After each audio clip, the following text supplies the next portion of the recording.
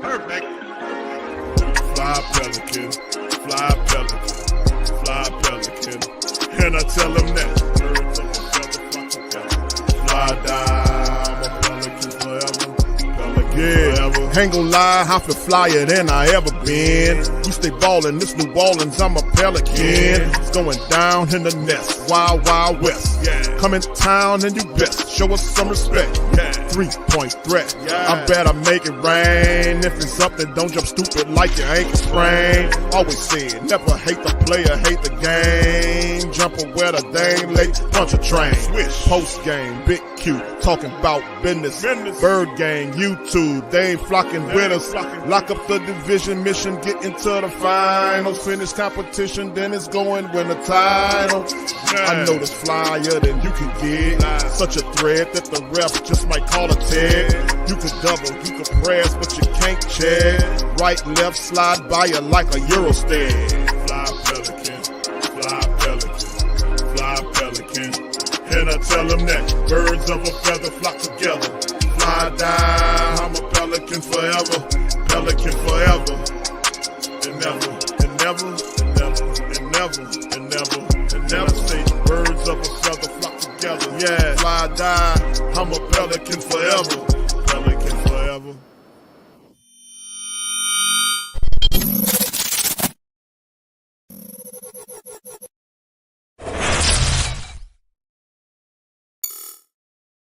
Show us the edge, the chip on the shoulders, the fight and the passion that comes from within. Whoa.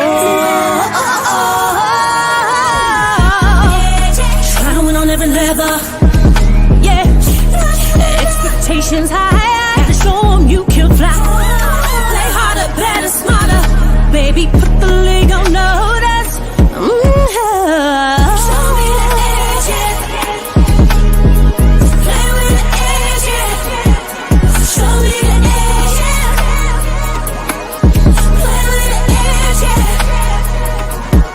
show me the edge, show me the edge, yeah, yeah. Whoa, done seen the walk of shame enough. Wanna see the walk of winning, time to come up and bring out the outlaw. Don't every play, every possession. How bad you want it, love, you want it all. This ain't a blood of love, built for something greater.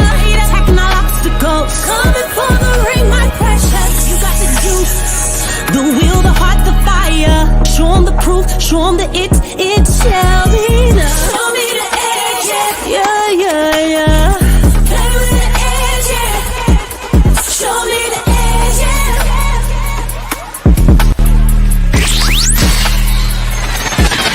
You're listening to the Pelicans postgame report on the PRO Media Network for all things Pelicans.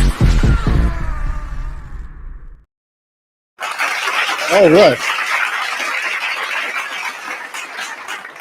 For all things Pelicans, you're now tuned into the Pelican postgame report. Much love to the fam. Appreciate y'all for being in this episode of PPR. Man, we in here representing the flocking nation. Stand up, Big Q. Man, it's been a fantastic day watching college football, man. Been quite busy today, man, watching LSU. Watching LSU win, Tulane lose. Had a couple of streams. I got one did earlier with the preview of the Saints and Cowboys matchup. One tonight I got to do, and then of course the 5-hour live game stream tomorrow. So it's been a busy weekend for yours truly. But anyway, we up in this thing, man. Appreciate you guys for chopping it up with us on this Saturday stream, man. And listen, man, we're gonna talk a few Pelicans, man. So big ups to you for being here, Michael, man. Thank you for the super chat, my friend. Thank you, fam. Thank you, bro. Appreciate you. for that as well. And listen, fam, we're going to talk a few items on the Pelicans. DC and Lex will join us momentarily in the building. As we're going to talk a few things about the Pelicans. We're going to kind of preview the Pelicans starting up, getting ready to head into the season in a while. Man, training camp's going to be starting. We know the 30th of this month, the Pelicans are going to have the press day where, they have the breakdown of the season. I think that's the 30th, where they're going to open it up, talk about everything. That's going to be fun. So in a little while, fam, we're going to be right back to business with the games, man, and the season start with high expectations for our Pelicans, man. So a couple of weeks from now, man, we're going to be back at it again. So big ups to you guys for being in the stream as we get going. To start it all off, we won't hold you very long tonight, family members. Like I said, I got another stream behind this one, so we're going to kind of keep it moving. DC, welcome on in. How you doing tonight, brother? DC, can you hear me? Uh-oh. All right, we're going to give DC a little time to kind of get it together there as well. All right. So anyway, much love to y'all. Appreciate y'all being in the stream, man. What I really wanted to go over a few news, notes, and items for the Pelicans. Hit a few articles right quick as we get ready to pair into the conversation side of the stream. We kind of go over and talk about the Pelicans in terms of aspirations or expectations, rather, of the team going into the 2024-25 season, the good, the bad, as well as looking inside of and talking about the Western Conference and where the Pelicans perhaps rank in the inside the Western Conference. Real spill, so we'll get into that today. But let's hit this article right here as we going on. The Pelicans are on their way. This has come from Real GM analysts right here. Kind of broke this down. I was going over this one, and they talk about the expectations of the Pelicans and some of the moves that they've made. And this is a perfect article to get us fired up and started with tonight's stream. Hope and bafflement in equal measure color the upcoming Pelican season. Hope is because Zion Williamson appears to be in the best shape of his professional career. Yeah. And you look at what Zion, how he looked. He was on this China trip. Zion he's in excellent shape. That's one of the big things we always talked about. That is a key to the Pelicans taking the next step. It's all based on his health. So, albeit a persistent one, they talk about his health obstacle, but really all of these pieces have fallen into shape with his health and Amy Atmore, the physical therapist that's there helping him in the birth of his child. That's another maturity step for Zion, and all of the expectations on him squarely, even with the BI chip here. We'll talk about that being a cloud and get the conversation about that as well. But Zion Williamson is positioned for the first time, probably really at a period since he's been here, as the centerpiece of what could be a special season. So because of the roster moves that seem incomplete, out of Larry Nance, Dyson Daniels, who went to Atlanta for DeJounte Murray, Big V, Valanciunas is also exiting free agency. The team lacks an obvious center now, unless they pick up a nice new pickup. Daniel Tice can fill in. What's up, family? What's up? I heard we gonna regret losing Dyson Daniels. That's what everybody said. Okay. The DeJounte Murray trade was a failure. The New Orleans Pelicans are crazy for giving up Dyson Daniels. Okay, I don't know who said that, brother, but just keep that moving along.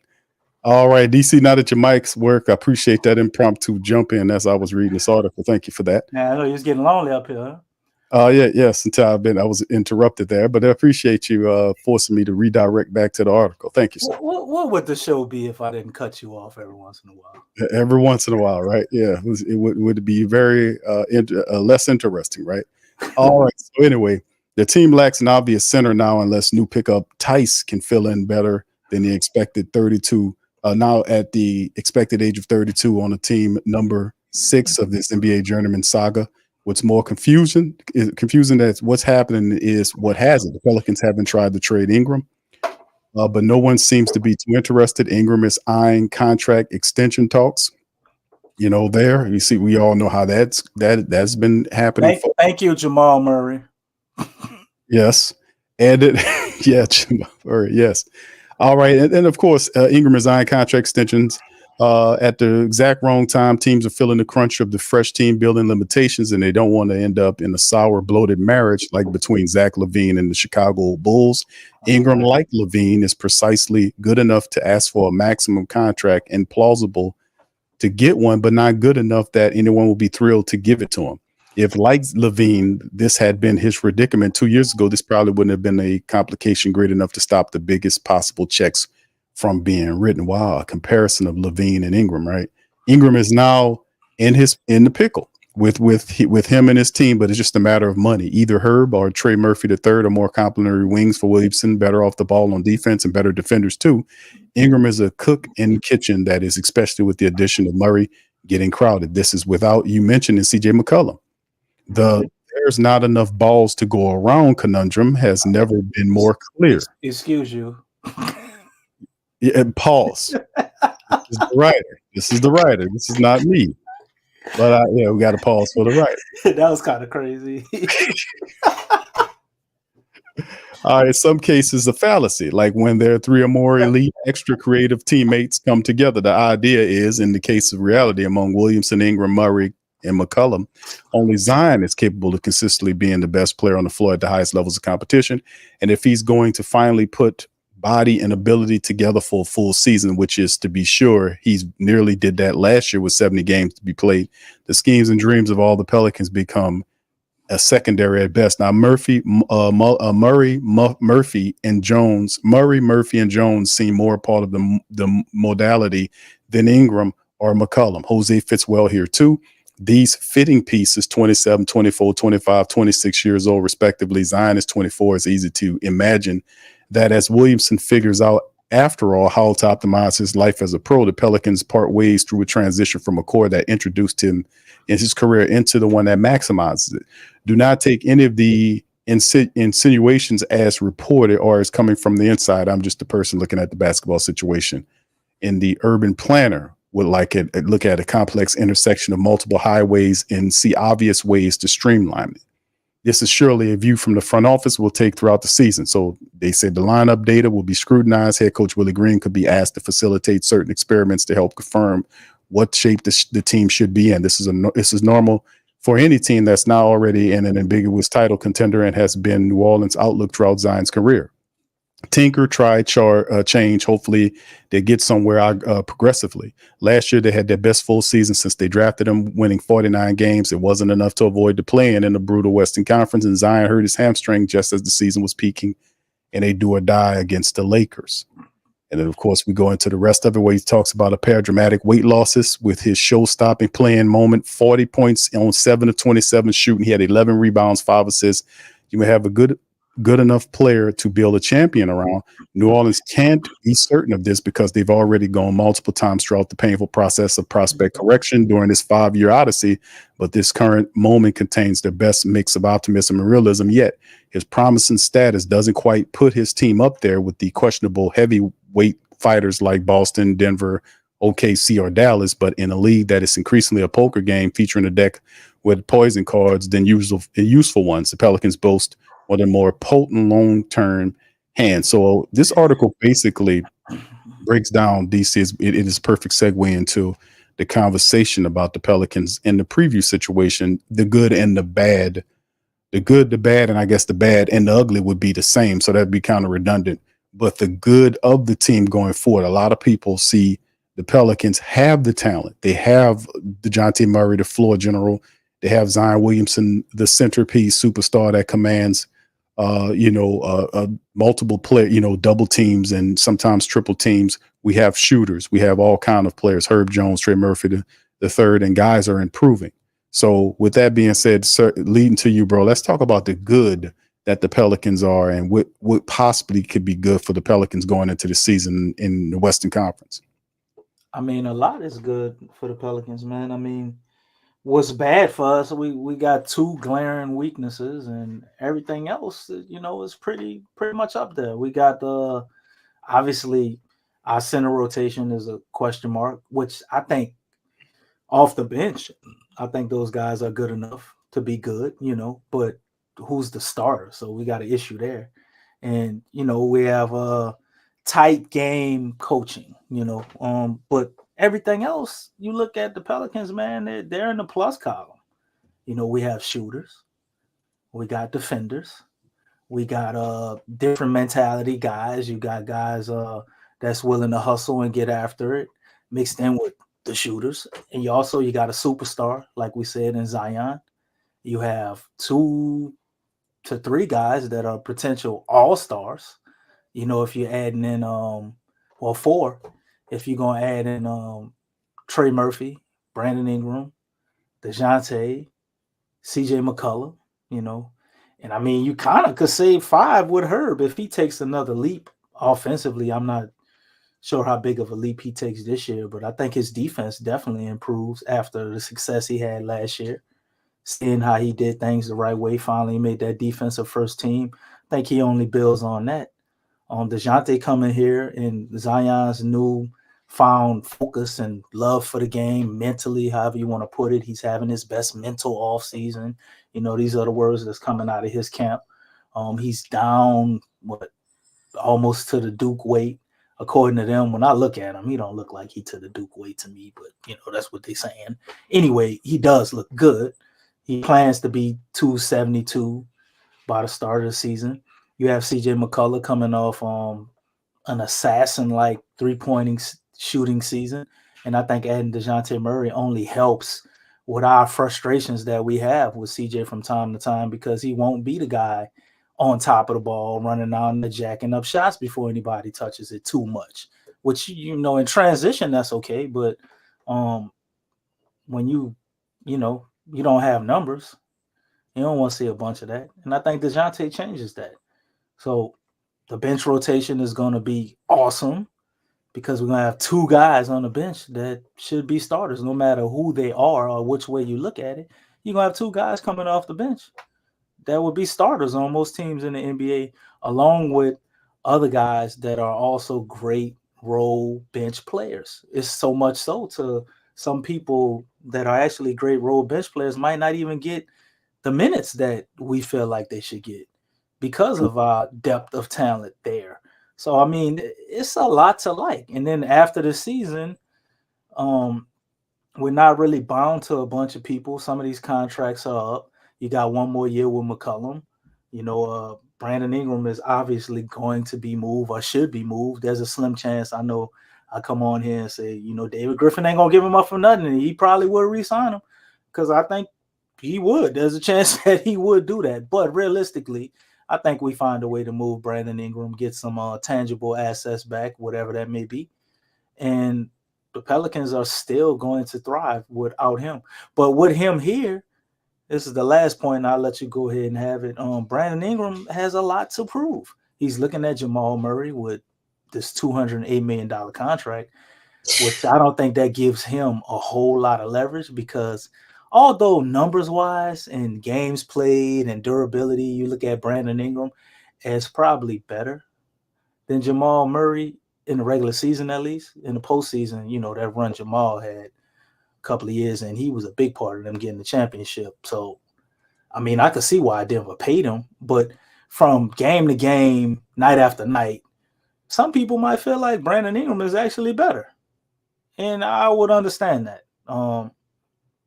But nonetheless, Jamal Murray got a ring.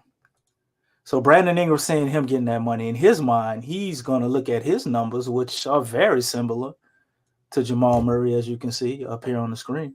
And he's going to feel like him asking for $208 million ain't so crazy now, because he got the exact same number. And if I'm not mistaken, I think they have the same agent. I don't know if that's true or not. I have to double fact check that. But nonetheless, I don't think everybody else going to see it that way in the NBA or the Pelicans. But that's going to have a massive chip on his shoulder, in my opinion. And I think Brandon Ingram is going to start off the season probably playing some of the best basketball we've ever seen him play. So there's a lot to like about the Pelicans, man. Yeah, let me play devil's advocate on that Jamal Murray comment, DC. A lot of people might feel that Jamal Murray is, and now the Joker is the guy on there. They go according to the Joker, but Jamal Murray and the Joker fit well. They made the play together. Exactly. And Jamal Murray is in the position, even though you have the Joker with his facilitation. Murray still operates as the point guard there. He breaks down, gets to the cup. He makes the difficult shots. And just throw a little back in that about the Pelicans, man. We had an opportunity to get Jamal Murray. Dale Demps chose Bucky O'Hare. Buddy Hill, huh? Wasn't Yeah. it Buddy Hill? Yeah, aka Bucky O'Hare. They drafted that Wait, kid. what? Bucky O'Hare. Bucky O'Hare. They drafted Bucky that. O'Hare. You got to pull up some pictures for the reference on this one. Okay, hold on. Bucky O'Hare. Yeah, they. Some of the family members know I'm telling DC. Look, you kind of young, bro. You kind of young, brother. Bucky O'Hare. Yes. I don't know why I think it's like a beaver with some teeth.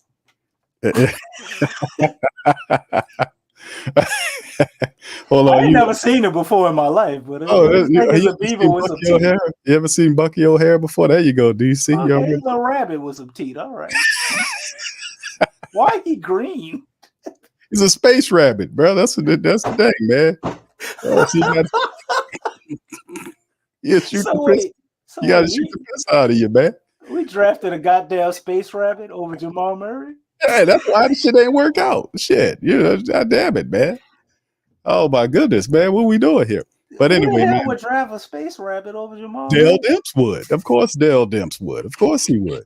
But we had, but truthfully, man, Oh my God. some people would say that, man, about the Pelicans insofar as them going and picking up, that contract, giving that contract to Jamal Murray, and it's a difference. Even though the numbers are similar, these players mean something different to their team. Like Murray is the perfect complement for the Joker. And then, by the way, did you hear that report that a lot of people says that guys kind of stay off the Joker? They don't like playing him because he smelled like a horse. Did y'all hear about that? Did y'all hear that? No, I ain't hear that, but I saw them pictures of his teeth, and they had a hotel lady who put out a picture of his toothbrush.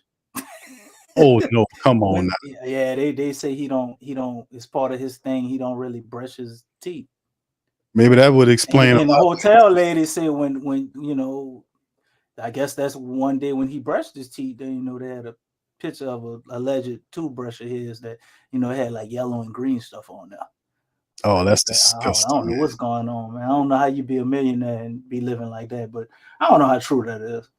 Man might just be selfish. He might be just sending all his money home, and you can't. But I mean, you can't fix your teeth. That's a drop in the bucket for $1 million. Well, go to Colombia. I hear it's pretty cheap over there. Some money.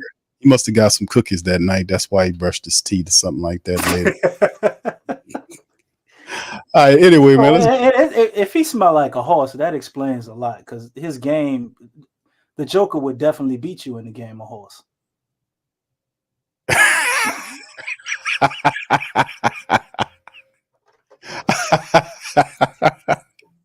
He'll beat you like a horse, and then I'll smell it. It did make you run away from the smeller. Let's keep it pushing, man.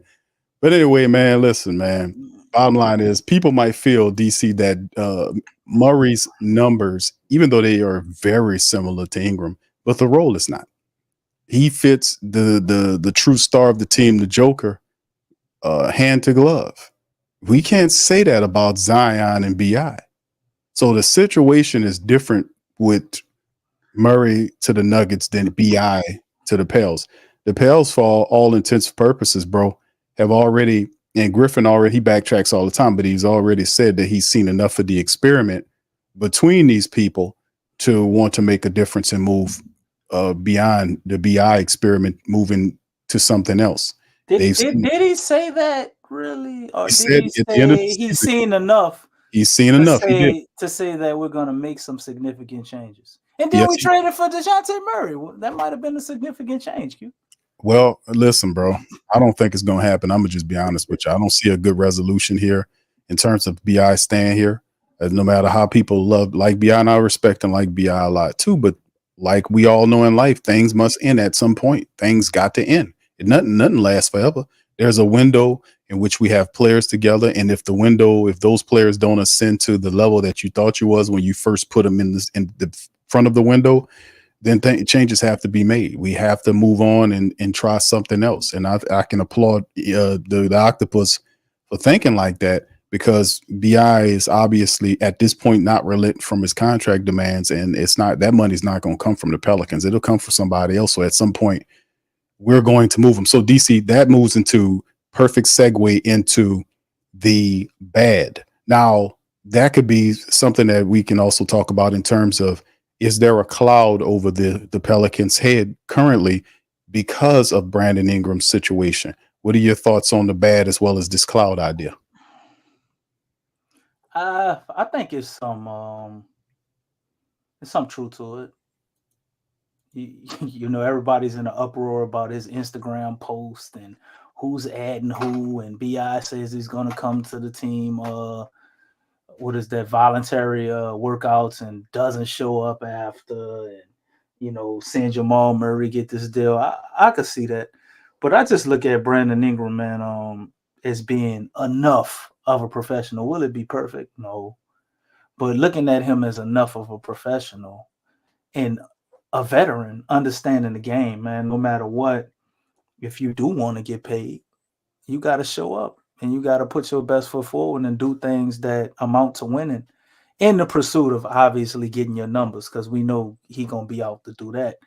And I think it'll be enough to not cause too big of a distraction. But on the flip side, I think the distraction or the issues could be something that could work in our favor, because we've always had a locker room that's been so happy and joyous and upbeat and everything's wonderful, and that ain't lead to us winning shit. So maybe the fact that they have a little turmoil or a little adversity could have them play with more of a edge. Where's Lex when you need him? What's up, Lex? Yeah, that's the thing we talk about all the time, though, man. It's where did that get the Pelicans, though? To be honest with you, where the hell did that get them? I mean, the all of the family crap and all this kind of stuff, and then all it did for a certain period of time was just show some type of weakness when the Pelicans were counted on to be more physical, and they were, people found out, hey, just rough them up. That'll throw them off game. That's what Draymond did. Several other teams did it. OKC did it, and that bore fruit. So that's a stigma that's on the Pelicans. They're seen as a talent. They're seen as a talented team that's a bit of an underachiever, but not physical enough to compete with the physical teams. That's what the idea of what the Pelicans is, with all this stuff that Ingram's trying to build a basketball cult of all this togetherness and all that. I don't miss me with all that. We need competitors. We got guys here. We need toughness. We need to play with that mindset all the time. And when guys get physical with you, you got to get physical back with them. None of this other crap, and then when you get your ass kicked, it's this head down thing, or this, none of that, man. We need to get tougher. So DeJounte Murray does help in that and in that mindset. So I don't like that type of stuff, the stigma that the Pelicans have on them about when teams rough them up and get physical with them. It kind of throws them off balance. That's something that we got to focus on. We have to toughen up for this upcoming season. So I'm really happy about the Zion Williamson thing, seeing the pictures of him being in good condition, because to be honest with you, DC, this team will go as far as Zion takes them, man. It's all about Zion, bro. I mean, not just Zion, any team, man, with a top 20, 25 player, it's all about that player, because without them, you can pick, everybody's like, oh, the Pelicans this and that. Oh, yeah, y'all always got the excuse of Zion not being healthy. Well, you could take any team in the league and take their best player off of them, and the very best of the best of the best may still make the playoffs. And that's about it. And they'll fizzle out somewhere in the playoffs. If they're a veteran team, well coached, maybe they make it to the second round. Maybe they even make it close to or the Eastern Conference Finals and get blowed out, or Western Conference Finals, whatever. But yeah, it's always all about Zion, man, because he's the best player on his team and has been for some time. Let's keep it pushing on that, man, because that's a part of the bad, the situation. Obviously, the injuries, the stigma of the Pelicans having, being a little soft according to some teams. Like, Well, I had to play devil's advocate to myself because I don't think he really did a good job earlier. okay, that's always a good enough devil. That's what it was. Okay, let's. Okay, cool. Your Yes. angel wings are too big.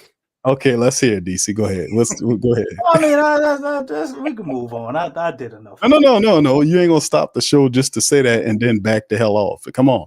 Don't do a reverse Draymond Green. Go ahead. What's that? That means that you know, if you was rocking, you was doing your thing, and then all of a sudden somebody Draymond get physical, push the Pelicans around, and it throws them off their game. Just I got one better for you. Since you want to use Draymond Green, I'm gonna do exactly what he did. Draymond Green used to go around kicking people in the nuts all the time. He got suspended for a nice amount of games. I ain't seen him kick nobody in the nuts no more. So let's move on. Did he get therapy? He got therapy. Didn't he get therapy? That wasn't for kicking people in the nuts. That just he choked somebody and got therapy. Didn't he get therapy when he punched your boy Jordan Poole? No, he choked out. He choked out. Damn, that's sad because Big Cat is such a laughing meme. I wanted to say Big Cat, but I actually don't think it was him. It was Jokic. No. What's the center for Phoenix who came from the Blazers? Oh, Nurkic. Yeah, he choked him out. Q. How you check Nurkic is 7 feet 2? Oh, was it Rudy Gobert too? It was him too. How you get up there to choke Rudy out? I mean, Rudy's 7'2", isn't he? His name Rudy, Q. What I said? I'm just saying, like, how many unchokable dudes you knew named Rudy? I mean, no, I don't know no dudes named Rudy, bro. I only know two people that were called Rudy. I don't know a lot of tough Rudies. I'm just saying. Well, I mean, there's Rudy. I know some nice girls that were named Rudy. That was Rudy in the chat. Rudy's in the chat. We have Rudy. We got a Rudy in the, I'm sorry, Rudy in the chat. You the exception. We got Rudy in the chat. We have Rudy Huxtable, right? And then there's Rudy Gobert. So Rudy Huxtable is nice, man. So I think Rudy Huxtable is tougher than Rudy Gobert. What you think? Damn, yeah, she might have not let nobody choke her. No, not and not unless she wanted to. You know.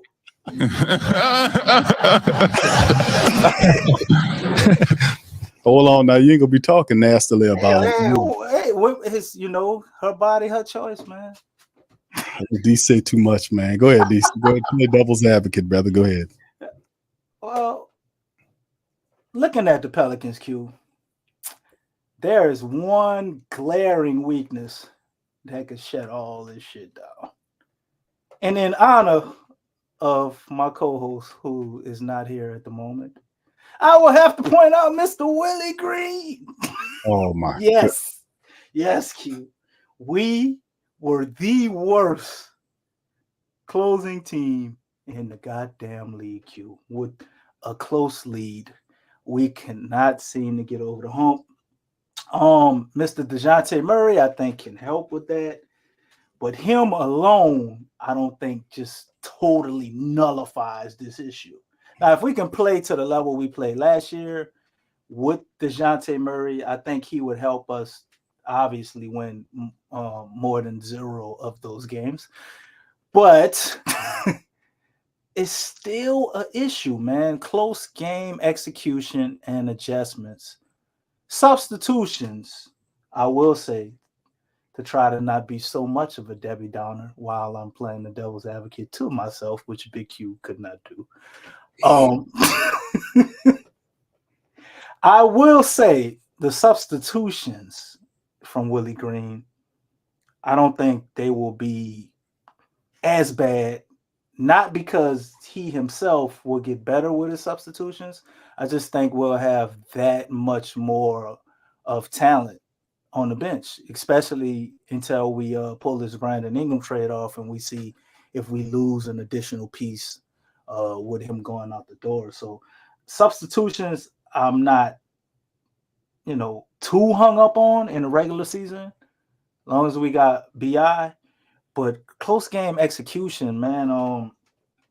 who's gonna run the show? Like BI wants to be the number one guy. He knows he's on the way out of here. Zion is the number one guy. You got DeJounte in the middle of that trying to regulate it.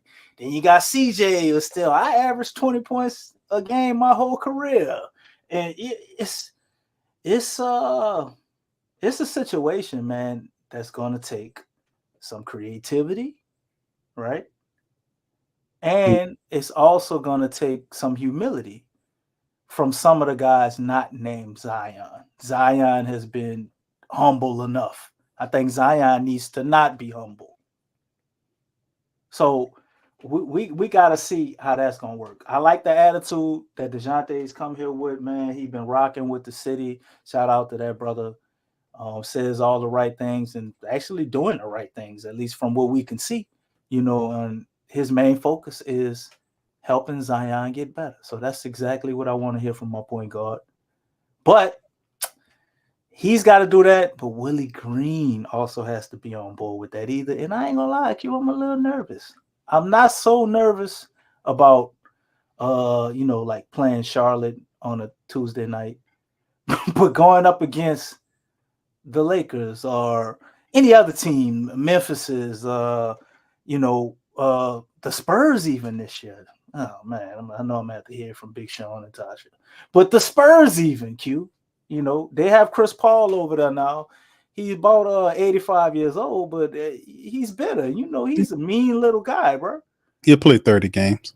They might give him Avery Johnson old number, man. Chris Paul is a mean little dude, man, and he's a cheating little dude too. Yeah, that too, and he wearing that black and silver. That the refs ain't never seen a call they didn't like for them. So you got a lot of these type of teams. Even the Warriors, like Draymond could come in there and decide he won't choke somebody. And what's Willie gonna do, man? Come on, you guys, y'all got to fight the same speech I did 3 years ago. Come on, man. We need some X's and O's. We don't need motivation. Maybe we need the adversity that we're having with Brandon Ingram, so that may help. But man, it's a question mark how Willie is going to handle and manage all of this with a possibly disgruntled Brandon Ingram, like I said. And what improvements has he made, man? Dennis Allen? Didn't Dennis Allen read some books and go to some seminars and do some stuff? I don't think so. He didn't? No. So how did he learn? How did he learn to get the hell out the way? He felt the pressure of the gun, and he made a change. That's what he was supposed to do. He's under the gun. This is the year. If he doesn't get there, he's going to get fired. When you're not comfortable, you break norm. That's what I was saying about Willie Green's situation with the Pelicans. Willie Green knows that the team has elevated expectations now that DeJounte Murray was acquired via a trade to pair with Zion. The contracts run very harmoniously with each other. So you reset the core to a degree, and you have forced 20-point scores. If ran correctly, this could be a very good unit, but it's all on Willie, which means he has to do the best coaching job of his career in year 4. That's what. So it is either you, and this was what I was saying. I was just giving the man the benefit of doubt. You either rise or fall. You either rise to the challenge or be crushed by it. Well, if Dennis Allen can do it, maybe Willie can. I haven't seen any videos of Dennis Allen walking out like a bad bitch, like we did in Game 2 of his first NFL season. So Saints are 1-0, looking very powerful. Maybe there's hope for Willie Green. Willie Green is actually a likable guy, though, and his contributions will not necessarily be about him saying crazy stuff in the media, but it'd be more about his X's and O's, on the floor, especially offensively. Is he going to turn over the reins to James Borrego, fully trust him, lean into that? Will he get some help with his substitutions and not sitting people when they're hot? Will they draw up actual plays? And guys got to figure it out. I don't want to hear that shit in the playoffs, Willie. You need to come up with some strategy. Guys are depending on you to help them figure it out. And let's move on to the next segment because we have Lex coming in, so there's enough. Well, I think Lex planned this to pop right in at this moment. Don't say no more. We can't say nothing more about Willie Green. Lex, hey, I already covered Willie Green for you, Lex. You ain't got to go over it today. Happy to have you here. Almost thought you wasn't gonna make it. Give you a shout out. What's up, Lex, baby? How you doing? Hold on, she's unmute, Lex. Y'all a hot mess. Y'all need to stop. She planned that, DC. No, I did not. No, I did not. Yes, she did. You know what? You all could have been talking about Willie Green this whole time, and I was doing that segment in honor of you. Look, it was in honor of you. She comes in when we talking about Willie Green. Why? Q, didn't I honor Lex before I started that segment? So did. What in the world? Just stop. I was honoring the spirit of Lex, and then I went to talk about Willie Green, and poof, here you come. Okay. Don't do that. You know what?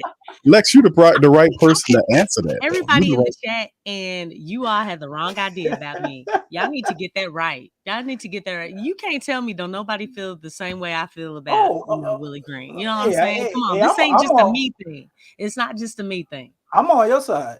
You need to talk to Q about that.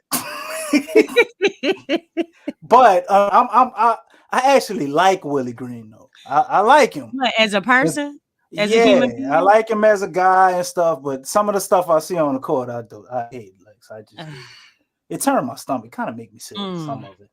Lex, what we were talking about, opening up the stream is the preview of the good. What is good about the Pels? No, you made me talk about what's bad.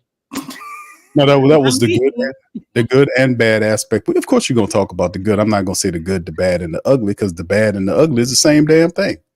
So I mean, we don't have to be redundant there, but we're talking about what the Pelicans, the good that the Pelicans, what's the good about the squad and the potentiality of what they could mean going into it and previewing that the 4 20-point scores, a terrific bench, a collage of unproven center talent, but nonetheless, and boy, if we had a gene smashing machine, we'd be all right. But doing these things, what's in your opinion, the good? What's the good about the Pelicans coming into the 24-25 season? They have Zion Williamson still. They have a point guard. Mm-hmm. They have a roster. Okay. I don't think she's talking about a Jamaican, Q. I think she's talking about you. They have filled positions, but they don't really have people that are worthy of those positions. I said good, Lex. I know they have bodies filling positions. She was doing that good. You need. Yeah, but everybody got bodies. Yeah. I ain't got no bodies. I ain't no killer. I mean, they got a point guard. Zion is still there. They got Amy. Yes, they got Amy Atmore, which that was a very big deal. Yes. They've got a big question mark. Okay, you about to cross over to the bad? Is this going on? I was just saying that they have a big question mark. Yeah. But now that plays on your perception. The question mark is what? Oh, I don't know. Okay. I think those are the main things. Those are the main things. Okay, so the main good things. Let me recap Lex goodness. Wait, the things we got. The question mark was a good thing? Well, hold on. I'm just trying to get it on your perception. So however you. So we got Zion. We got Amy. Mm-hmm. Pelicans have bodies. Yes. Okay, now let's cross over to what you would be considered. What is the bad about the Pelicans? They are a huge question mark. Again, it's playing on perception. There's a lot of wings. It's not clear on who the starters are going to be. It's not clear who's going to be coming off the bench. It's not clear as far as who's going to be here in the foreseeable future. Those things are not clear. And because those things are not clear, I don't feel like, just from right off top, the identity of the team is not clear. Obviously, being, just being serious, not getting off track. But as far as, Willie Green, just knowing the roster and positioning these players, all this talent, that's not really clear. It's just not. I mean, I know we talk about how he needs to improve and things of that nature, but we don't know what to expect from him. We don't know if and when he is going to grow. Those are things that we don't know based off of the data that we already have. Mm-hmm. We're not clear about the 5 position. Some people have Zion at the 5, which, if we are trying to maximize Zion Williamson, is having him at the 5, maximizing his abilities. I asked that question, I think on last week, maybe the week before, and everybody said no. So the thing is, having him at the 5 it's not suitable for the best player on the team. The guy that, the Pelicans are trying to build around. That's really not feasible. It's almost a contradiction. Well, actually, it's not almost, it is a contradiction. And then the guys that do fulfill the position at the 5, we're not clear about those guys. Some people think Makovich, he's going to start. Some people think it's going to be Tice. Some people think some people have mentioned Yves Missi. And obviously, Jemison has popped up. But the thing is, we're not clear. There's no clarity on anything about this team. The only clarity that we have is that DeJounte Murray is going to be the one, the point guard, and Zion Williamson. Those are the only 2 sure things consistently across the board that we've seen, that we've heard from everybody, from other podcasts, from other mainstream media, people in the chat. That's something that's been consistent. But other than that, nothing else on this team has been clear. It's literally been a question mark. And so I don't know if you would, on some things, you would directly say, okay, this is bad. I think the thing is, because it's just not clear, everybody's in that I don't know. It's like that emoji that's like this. You know what I'm saying? You just don't know. I mean, you can't even, I know you had the survey up as far as, where the Pelicans would be ranked. You really can't say, because we don't even know who the starters are. You know what I'm saying? We have a lot of wings on this team. And the thing is, it's causing a state of confusion, because there's questions about, is Trey starting? Is Brandon starting? We've heard people say, Brandon, he needs to come off the bench. Is that something that would actually happen? Same thing with CJ. Herb, he just won our defensive first team, and we're going to bench him? You know what I'm saying? I mean, that's a pretty huge accolade right there. So, it's a lot of questions. Mm-hmm. It's a lot of non-clarity. And again, like, you have people saying everybody's just everywhere. It doesn't matter who it is. Nobody's clear on what this team is going to look like. Okay. And training camp is in how many weeks? Couple of weeks, I think. Just over 2 weeks. I mean, I feel like other teams have more clarity about their starters and their identity of the team and how they're going to be coached and where they're going to be positioned. there's more clarity with other teams compared to the Pelicans. And I agree with a lot of with mainstream media. You know, it's a big question mark. Like, these are experts. These are guys who can go into, the stats and all types of details. And, they have inside game about everything, probably more so than us sometimes. Not all the time, but they say the same thing. It's a question mark. And it's sad that it's like that. We shouldn't feel that way. And it's 2 weeks out from training camp.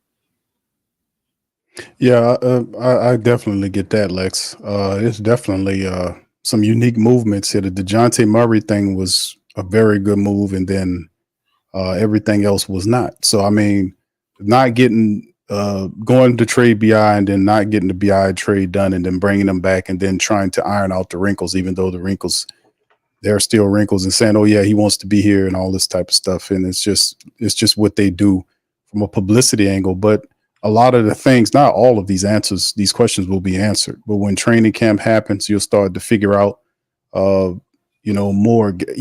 how it looks. So, but, my thinking, and DC was talking about his bad commentary. Well, he talked about Willie Green. My good commentary. His bad commentary. That was actually under your devil's advocate. You flashed back and said I didn't do a devil. Evil is good in my Eddie Murphy voice. I didn't do it. Vampire in Brooklyn. I didn't. I didn't do a good enough job as a devil's advocate, so DC had to take over. Yeah, he went to being a devil's advocate, Lex, and he started talking about positive stuff. No, I didn't. Negative, man. You mean with joy and compassion?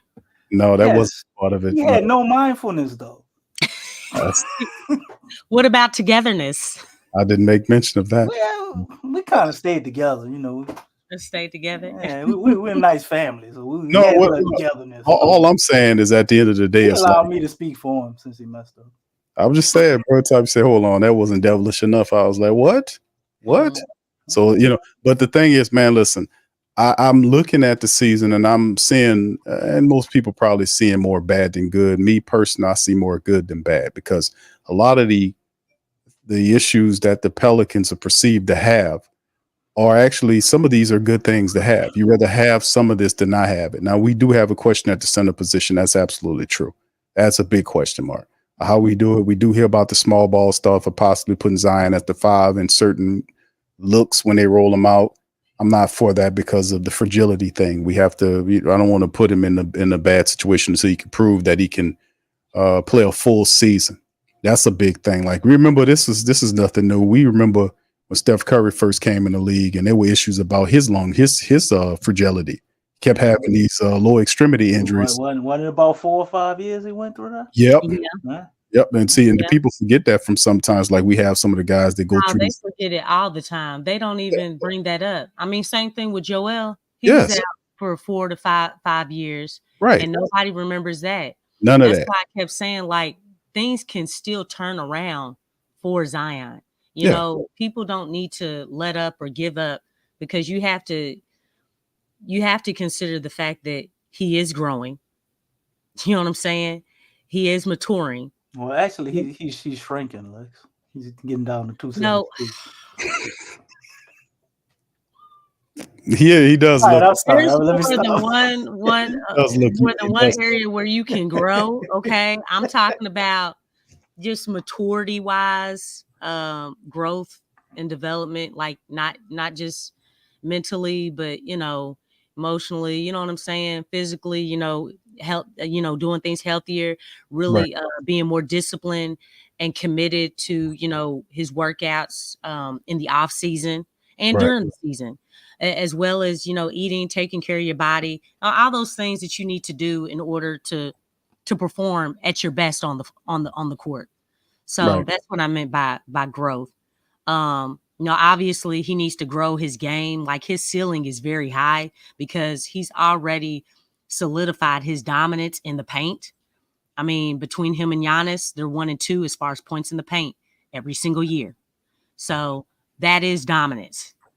Now we have to start expanding his game, because once he starts expanding his game, you're talking about him not only solidifying his dominance and being unguardable, but having that dominance in the paint and having a shot and that defensive prowess and getting those rebounds. That's a whole nother level. You know what I'm saying? And that's what I think a lot of people are hoping for, for his game to elevate, because I still feel like we have not seen Zion unleashed. You know what I'm saying? Oh, We yeah. have not seen the whole of his game. It's been glimpses, spurts, a little bit here, a little bit there. But as far as like just getting the complete package, we have not seen that. And then we have not seen Zion in the playoffs. So we're missing a lot. We're missing a lot. And, everybody's itching for him to be unleashed, for him to get to that plateau and really be who he is truly supposed to be. Mm-hmm. Yeah, that's a part of it. 70 games last year, Lex. Mm-hmm. And this year, you see how he looks. He was going into the offseason. He was healthy. How he looks now, he's healthy. But sure, he had him and his girl had the baby. That has impacted him in a positive fashion. So we've seen him grow from, what he was to now a person that appears to be ready to take the team to the level. The way he played against the Lakers in that playing game, man. That was beautiful, man. Yeah, LeBron them couldn't do nothing with him. LeBron did not score. Okay? He did not score that whole quarter that Zion was on him. Yep. Okay? Hey, LeBron is in, I know he's older, but the dude is in great shape. To keep that guy scoreless is a big deal. I mean, it really is. So, I mean, we need Zion to come out the first game of regular season. We need him to come out and put on that type of performance, like that first game. I would love to see that. And then just to grow from that last game that he played, and just I'm not even playing with y'all no more. You know what I'm saying? Like, y'all about to see who I truly am. So, and then carry that throughout the whole season as well as the playoffs. So I think all of them benefit by him doing that too, because everybody will benefit from what he becomes, because he's unguardable. When his mind's made up, he's unguardable. He sees the floor really well. He handles the ball well. He passes well.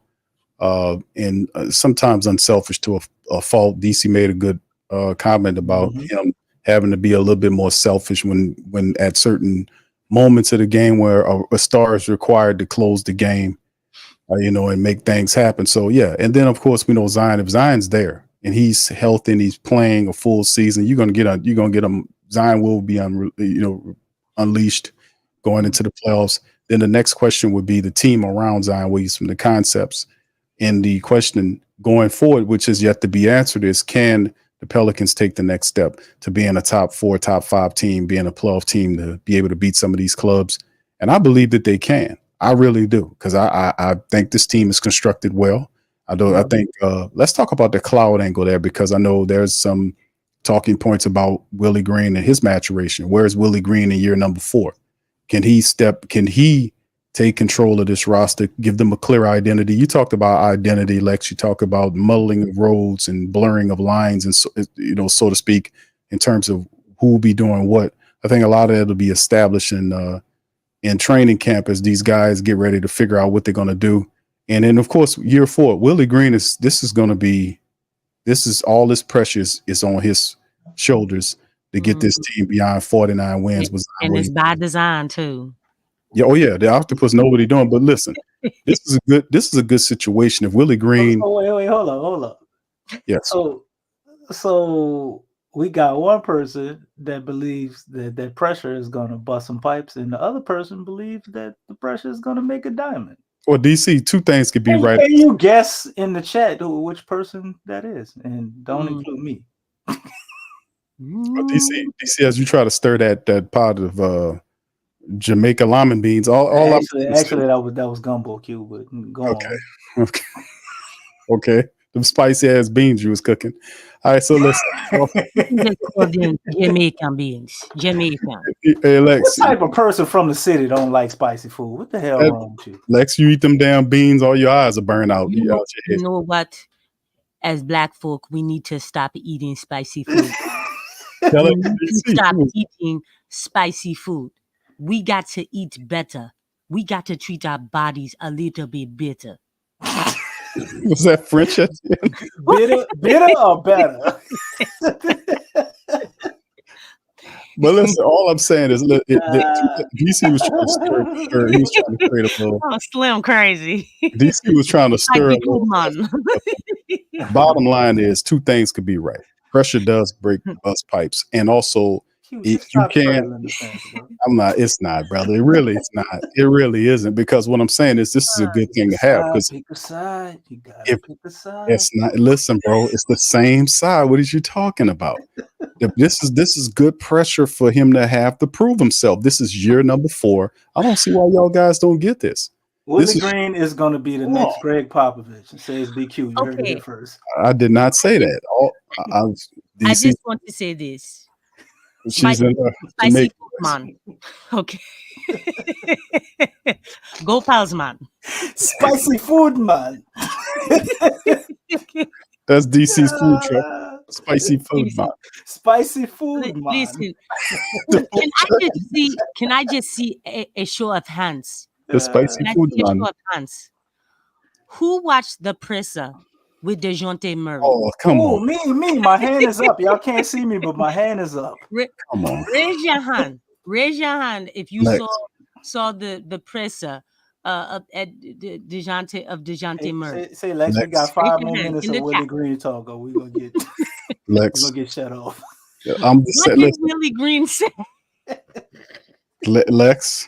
We're not worrying about that. We focus on the You are as good as your last hit. I'm a coach. I like Oprah, and the ball's gonna be in your hands. The ball's gonna be in your hands. The ball's gonna be in your hands. It's gonna be in everybody's hands. We're gonna see, because that's what it's gonna be difficult. We have got to understand the truth that has set before us. Okay. Lex, it was a press conference. Yes. And what did he look like? He looked like he was what? He did look like he was constipated. I ain't gonna lie. I said, Willie looked like he had the grew gray hairs. Yes. In less than 2 months. He looked like he had the bubble guts up there. I don't know what was going on. He had too much oxtail and curry. DC spicy ass beans. That's what happened. That would tore him up. All right, but all I'm saying is, listen, in year number 4 coaching, the guy has a good team. That's a good problem to have, like having Zion there in his best shape, BI there, and of course, ultimately the Pelicans will, trade BI, but you still have him. You can incorporate him. You do have Herb there. It's so many really positive things I like about the Pelicans. But like we said, a lot of these questions will be answered when preseason starts. When we get to training camp, we'll figure out what we need to do. I think that Willie Green will listen to more of them guys on his staff, because in year 4, man, the pressure's on Willie Green. Like I said, and the thing is, if he did all that with the lack of coaching that we talk about here on the Pelican Post-Game Report, and Lex and DC make mention of, and he still won 49 games, how does it look this upcoming year? Well, that's what I'm saying. He won it with 49 games. And he still did that. Now, he was 0-22 or whatever the case was in those clutch time games. But now that you have DeJounte Murray, you got to admit, you're going to at least win, at the very least, at least 10 of those games with DeJounte Murray there, at least 10. So that if that's the case, then that gives you 10 on top of that. That puts you almost to 60 games.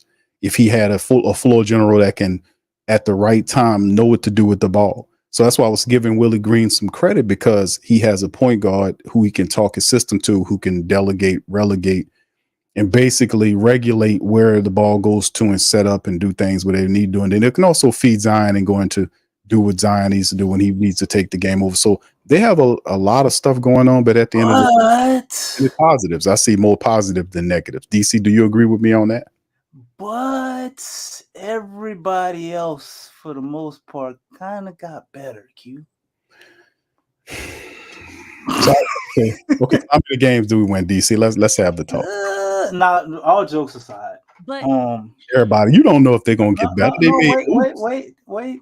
All They jokes made aside. moves. All They jokes made aside. moves. I see the Pels as possibly a 50-win team. Okay, hold on, DC. Let me before I'm gonna let you pick up where you left off. Yes, sir. But right after you do that, we doing a commercial break. What's going on?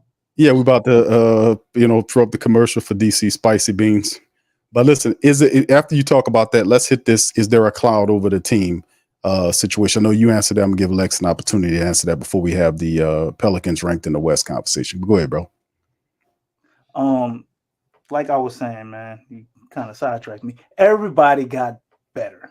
Oh, I'm sorry. Because Willie Green is the next Greg Popovich to you. So no, I'm sorry I cut you off, but I don't mean to cut you off. Of course you did. But I see the Pels as a possible 50-win team because I think you could go through the regular season and be really good, but also be very bad in the playoffs. But there is a chance for things to go sideways if the Pels, because I saw somebody in the chat ask how many games do they have to lose to get rid of Willie Green or to fire Willie Green. I think it would have to be like a 10+ game losing streak for them to even consider it, to be honest. What? Yeah. It would be nice to replace Willie during the season, but as long as they're winning, they're not going to do it. There is a chance, though. There is a chance. I want to say something. See, I just did what Big Q did. I just was on both sides. I'm not. You was never on the other side. Worried about regular season. My problem is the playoffs. Because the thing is, regular season is where you build habits. You're either building good habits or you're building bad habits. Then it's about my C word, consistency. Last season, the Pelicans consistently, they were up and down. They were up and down as far as with their habits. The energy was a problem. The way that they started the game, okay? They got off a lot of times to slow starts. We know that they struggled in the clutch. They struggled when the pressure was on. Turnovers was a problem. We talked about that a lot. Rebounding was a problem. We talked about that a lot. Talked about how we need a point guard. You know what I'm saying? And also the different styles that the Pelicans were playing. Like, the Pelicans really did not master anything as far as, hey, we have adopted winning ways. We've accomplished this thing right here. It was always up and down. It was like, you know what I'm saying? Just like when you see the monitor of your heartbeat. You know what I'm saying? A lot of times it's like this. It's close together. But with the Pelicans, it was either extremely this way or it was like down this way. And so I say that because the thing is that we're going into this new season. And with regular season, if you had those type of ups and downs, and it's consistently going like that during regular season, because regular season is about building habits, whether they're good or whether they're bad. How do you think that's going to translate in the playoffs? It's like, just like we had a top defense, but that defense was non-existent in the playoffs. It was non-existent. I mean, you look at even with, Herb and everything. I mean, Lou Dort looked like he should have been like, first team all defense. You know what I'm saying? You didn't really even notice Herb Jones with his defense. And we know that he is the anchor of the defense. All that stuff didn't matter. Those 49 wins, once it got to the playoffs, it didn't matter. I do want to ask a question for those of you who watch the playoffs, what is something consistently that you noticed about all the series, about the teams that won their series up to the finals? What's one thing that was consistent? Oh, damn, Lex. We was just moving on from Willie. No, I wasn't. No, I mean, I wasn't really thinking about that. I'm looking at how the teams were playing out there. There was one key thing that was consistent that I noticed. Intensity. They play with joy, togetherness, and mindfulness. I don't think the Pelicans. All jokes aside, I would have to say that what you're alluding to, Lex, is intensity? Is that what you're alluding to? No, not intensity. I mean, obviously, it's the playoffs, so intelligence. The teams are going to. It's about strategy. It's the strategy part. Anybody know? This is open to anybody in the chat as well. Okay. Well, the thing that I noticed is that every series, whoever was dominant in the front court, they won. Mm-hmm. Whoever was the most dominant in the front court. Okay, if you look at all of them, when you look at Denver and Minnesota, they threw a lot of bigs at Jokic. They threw a lot of bigs at him. You know, and obviously, you know, they couldn't do nothing with Ant, but that was the determining factor. All those bodies that they threw at him. Dwight Howard actually said the same thing. That's what the Lakers did when Dwight Howard was on that team, Anthony Davis, and I want to say JaVale McGee, when they won that year in the bubble. Mm-hmm. That's one thing that he said that they threw at Jokic. And that's what kind of neutralizes him. They wore him down, yeah. Exactly. We got a lot of them, though, Lex, to be honest with you. We got a lot of centers we could throw at them. You say we got a lot of bodies, Lex. No. We got 4 centers we can throw at them, Lex. Yeah. We got the Denver beat then, and we got them. Okay, well, quality bodies, experienced bodies. We got 4 centers we can throw at Jokic's ass. So there we go. Yeah. Okay, and then when you look at Dallas, okay, mm-hmm. Their bigs, their front court outdid Minnesota. Mm-hmm. Okay, they couldn't do nothing with their bigs. They and I will say that they were more athletic too. They were more athletic. And then obviously when I'm sorry, I'm losing my train of thought. Oh, when Dallas went to meet up with the Celtics. Now, one thing with the Celtics, I will say they had more of a balanced attack, but even with Porzingis was killing them. He was killing them. They couldn't do nothing with him. So I just feel like whoever really imposed their will, who imposed their will the most in the front court, that's what determined. Because everybody had the wings, the guards. You know what I'm saying? That kind of balanced off. But when you think of just the front court, it's all about who imposed their will the most. Mm-hmm. Yeah, well, that's true. It's very true. Man, I just wonder, you know, I'm ready for the season to get going, man, so we can answer some of these questions dealing with the team, man, moving forward, because I do think we got like I said, I believe it's more pluses than minus, and some wrinkles that have to be you kind of ironed out. I know how family members feel about Willie Green, but I see it as a challenge for him to see if he could take that next step. That's how I see it. So we'll see if he can do it. If not, he'll be crushed by it and he'll be moved out. Somebody else will be moved in to take over the team. So he understands that this year is a lot of stuff is on the table here. All right. So anyway, let's move on to enough Willie talk. I was looking up some stuff, man. Somebody go ahead. Big Q mentioned Willie. I was trying to stop him for you. No, I said or I leg just surgery. I just said But you know what though? Hey, wrinkles. real quick, DC. The coaching does matter. I mean, let's not kid ourselves here. No, Like, for real. you know, you remind me of. You ever listen to Kendrick Lamar album? His daddy be on there. He said, "Somebody said Domino's." Yeah, that's who you remind me of. We said Willie Green. No, I haven't been commenting on him for real. Y'all been kind of like making it seem like we just joking.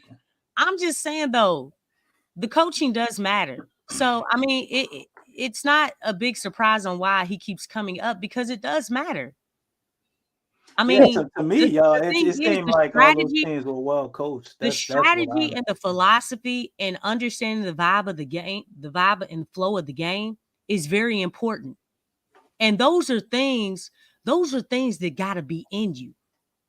Mm. You know what I'm saying? It's like, you know, one thing that I've noticed, like as far as with girls basketball, a lot of times, maybe not now, but the way that it used to be, they used to like really teach fundamentals and they're really robotic. Mm. It's like, okay, go here and then go here and then go here and then go here. The thing is playing organized basketball, you learn more of the fundamentals. But there's something that you lack, something that you get more when you play street ball. We all know what it is. You got to feel that. You got to feel it. You got to feel the movements. It's like a dance. You know what I'm saying? It's like it's a rhythm. You know what I'm saying? When that play goes out of whack, it's like, oh, we got to change it up. And a lot of times, some people don't know how to respond to, okay, oh goodness, the play is broken up. The play dismantled. What do we do? You have some players that do that. Why? Because they don't have that part where, okay, now it's all about feel. Now it's all about situation. Yeah, it's all about it's audible. Everybody does not flourish, you know, when it breaks away from the play. And then you have guys where, hey man, all I am is feeling. I feel that stuff. There is a feel and a vibe and a flow to the game. And that's something that you can't teach. When you say your best players have to have both, though. Yeah, there has to be a balance. There does have to be a balance because and that's IQ. But you have to know when and when not to do it. It's basically like art. Yeah. Art is objective. Okay. So the thing is, you have to know when, okay, let me go along with this play. You know what? The play is broken. We got to go to something else. You know what I'm saying? All of that is very, very important. And I feel like that's, we say it all the time. Lack of creativity, lack of imagination.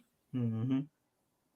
Yeah, man. It's not always, all right, step here, do here, oh, spin move, step here, this foot here, you know, you can't do all that, man. For real. You have to feel that stuff. And he doesn't have the creativity for that. I mean, you know something's wrong when you're taking out players when they're hot and you bench them. Are we trying to win? You know what I'm saying? I mean, for real. Well, how many times do we see that? A player got it going and then they got set down. I mean, how would anybody feel about that? Like, man, my shot is finally dropping. You know, I found something. You found the answer to have an edge over the competition, and then they sit you down. Get some Gatorade, man. Hey, man, that I know that was happened a lot with Zion. I don't know how many times we saw that. How much of it was restrictions? I think some of that, and restrictions. Yeah, I can't put stuff going on with Zion. I can't put all that on Willie. Nah, because we watched the coach before, but we seen other stuff though. And Stan Van Gundy where they jumped in front of them and kind of forced them to sit him. The most we've seen Zion play minutes wise was Stan Van Gundy, and the best thing about that, he played his most games before, last year, and well, actually, I think he played more. No, he missed 10. So you saying it's Griff? Yeah. Guess what? Stan Van Gundy came in and horrible too. Yeah, but he's the reason, at least for Zion. They had the kid gloves on with him. We talked about that. Anytime he huffing and puffing too much, you getting that call. But it makes sense because Zion a lot of times would be like out of shape, and you could see it. But he's so good that even him out of shape out there is still pretty dominant. You know what? I'm not forgetting what Coach K said, man. You know what I'm saying? Play yourself into shape. You just gotta let him play. I mean, well, for Zion, that worked. And that's what Stan Van Gundy went to Coach K to talk to him about. And he let him do it. Zion had his best year. And look what happened. Though before this 70 games, Stan Van Gundy was the most games that Zion played. Yeah, that's what I was 61. So he was right. I mean, some things I know it's not characteristic, like, and a lot of Hall of Famers talk about it. Hey, you can't play yourself in the shape. They say that all the time. But you know what, though? For some odd reason, it works for him. I feel like them being skittish with him, that actually hurts him. Because let me tell you something. Hot cold. Huh? Are you getting in shape at any time when you're sitting on the bench? Are you getting in shape when you're doing them workouts? No. The only way to get in basketball shape is to play basketball. Exactly. That's my point. You have to play basketball. You got to play basketball in order to get in shape.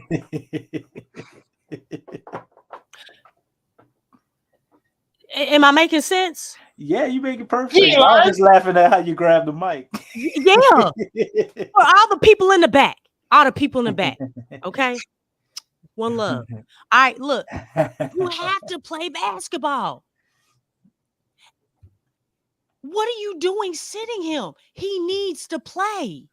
He needs the reps. The hiatus that you're putting on his body actually puts more stress on his body. Mm-hmm.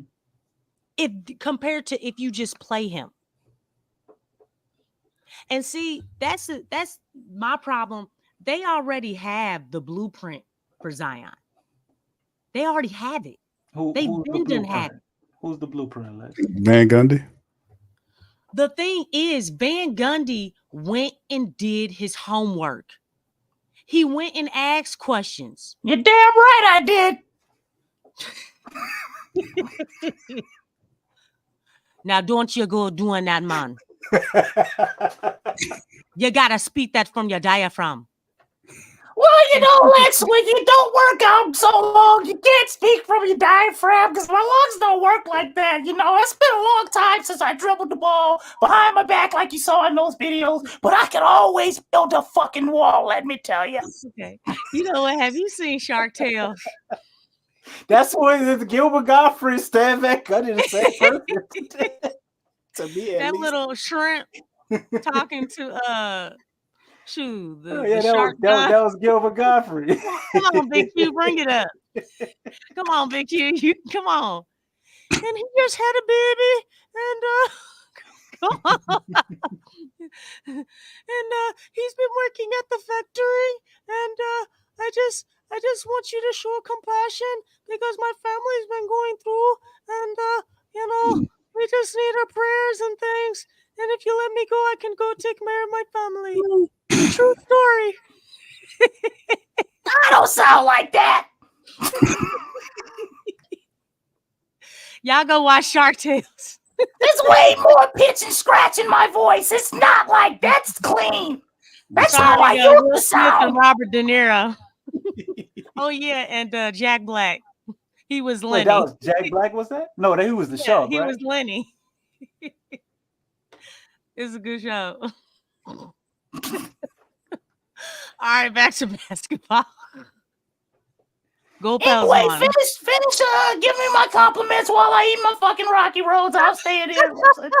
There he is. Come on. True story. My sister had a baby, and I took it over because she passed away, and then the baby lost its legs and its arms, and now it's nothing but a stump. But I still take care of it with my wife, and it's growing, and it's fairly happy, but it's difficult because I've been working. Oh my God. Oh, true Lord. story. I hope y'all like my rendition. He can't build a fucking wall, though. That wasn't bad, Lex. That was actually pretty close. Oh, thank you. That was pretty good. I knew about the baby part. True story. Close enough. That was pretty good. So I mean, but we got the idea though. I mean, with from Van Gundy. I mean, the reality is that I mean it's encouraging. I'm still encouraged though because you got 70+ games from Zion last year. You got Amy Atmore there. It's like the Pelicans scratching off a list of things they screwed up. Okay, this didn't work. This didn't work. So as they're getting closer to what it really is. So you got a physical therapist. You got Zion coming into this season and in the best shape that we've seen him as a Pelican, which is the key to the Pelicans taking the next step to the next level. Now let's do this. Let's kind of got him a big. There you well. Wait, what? You got what? That's the point. You got several of them. You got several. You going off script now? No, I was just saying they got him a big. They got him, a big next to Zion. It looks like that's been a trouble. They got him a big locker. I'm sure. So this is the thing. Now going forward, looking at this is the final talking point here, or statement here. Where are the Pelicans in rank as far as the Western Conference is concerned? Now there's a poll that's in the chat right now that I have. Number one. I asked the question: where do the Pelicans rank in the West? Number one. It's top 3, top 5, top 10, and the last option is I don't know. So 42% of the people that were just honest, for 42%.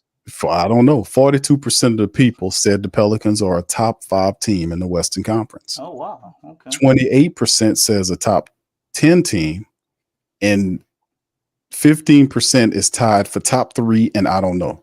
So both of those two groups are tied at 15%, but 42% of the people polled say that they consider the Pelicans a top 5 team in the Western Conference. Lex, we'll start with you. What are your thoughts on where the Pelicans rank in the Western Conference?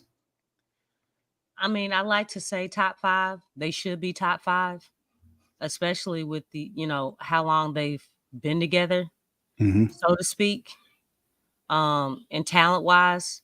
But I'm gonna be honest, it's IDK for me. Other teams have improved. Other teams have improved, especially within the Southwest Division. And I'll just start there. Other teams have improved. And when you couple that with their improvement as far as with the roster, and don't look bad about this, but better coaching, you really don't know. You look at the Spurs, they got a lot of veterans. They added veterans, and not only that, they added the point guard in Chris Paul. He'll play 30 games.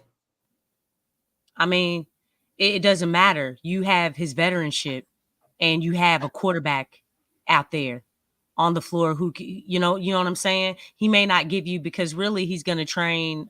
Is it Castle? Mm-hmm. Castle? Okay. Yeah. So he's in training. And if I'm not mistaken, over there too. If I'm not mistaken, isn't he a champion too? Didn't he just win a championship? Yeah. Mm-hmm. So, I mean, that's a nice combination right there. To have that type Harrison of Barnes too. Yeah, Harrison Barnes. That's another quality veteran. And Wemby was just overseas playing in the Olympics, which is, anytime you're playing in the Olympics, not named Brandon Ingram, a lot of players come out playing at a whole nother level.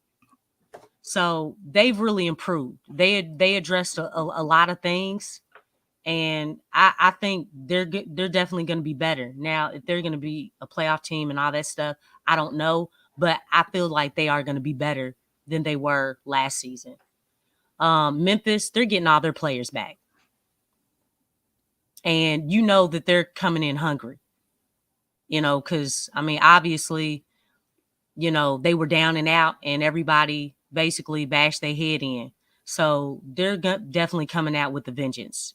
And when you add that, they're great coaching, and then you're getting basically all your starters back. They're gonna be up there. They're gonna be in the thick of things. Dallas, they added another vet in Klay Thompson. They got Najee, you know what I'm saying? So basically he's Derrick Jones Jr. He's basically his replacement. But I think they definitely have something. They were just in the finals, so they're coming off of the high, being in the finals. They're definitely gonna have something to prove.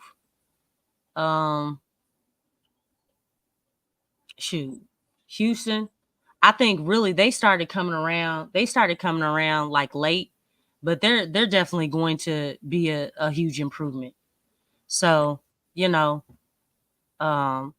just teams have gotten better.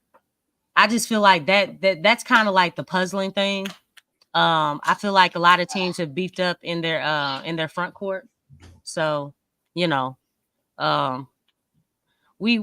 just got to find a way to win games and hope that this small ball thing pans out.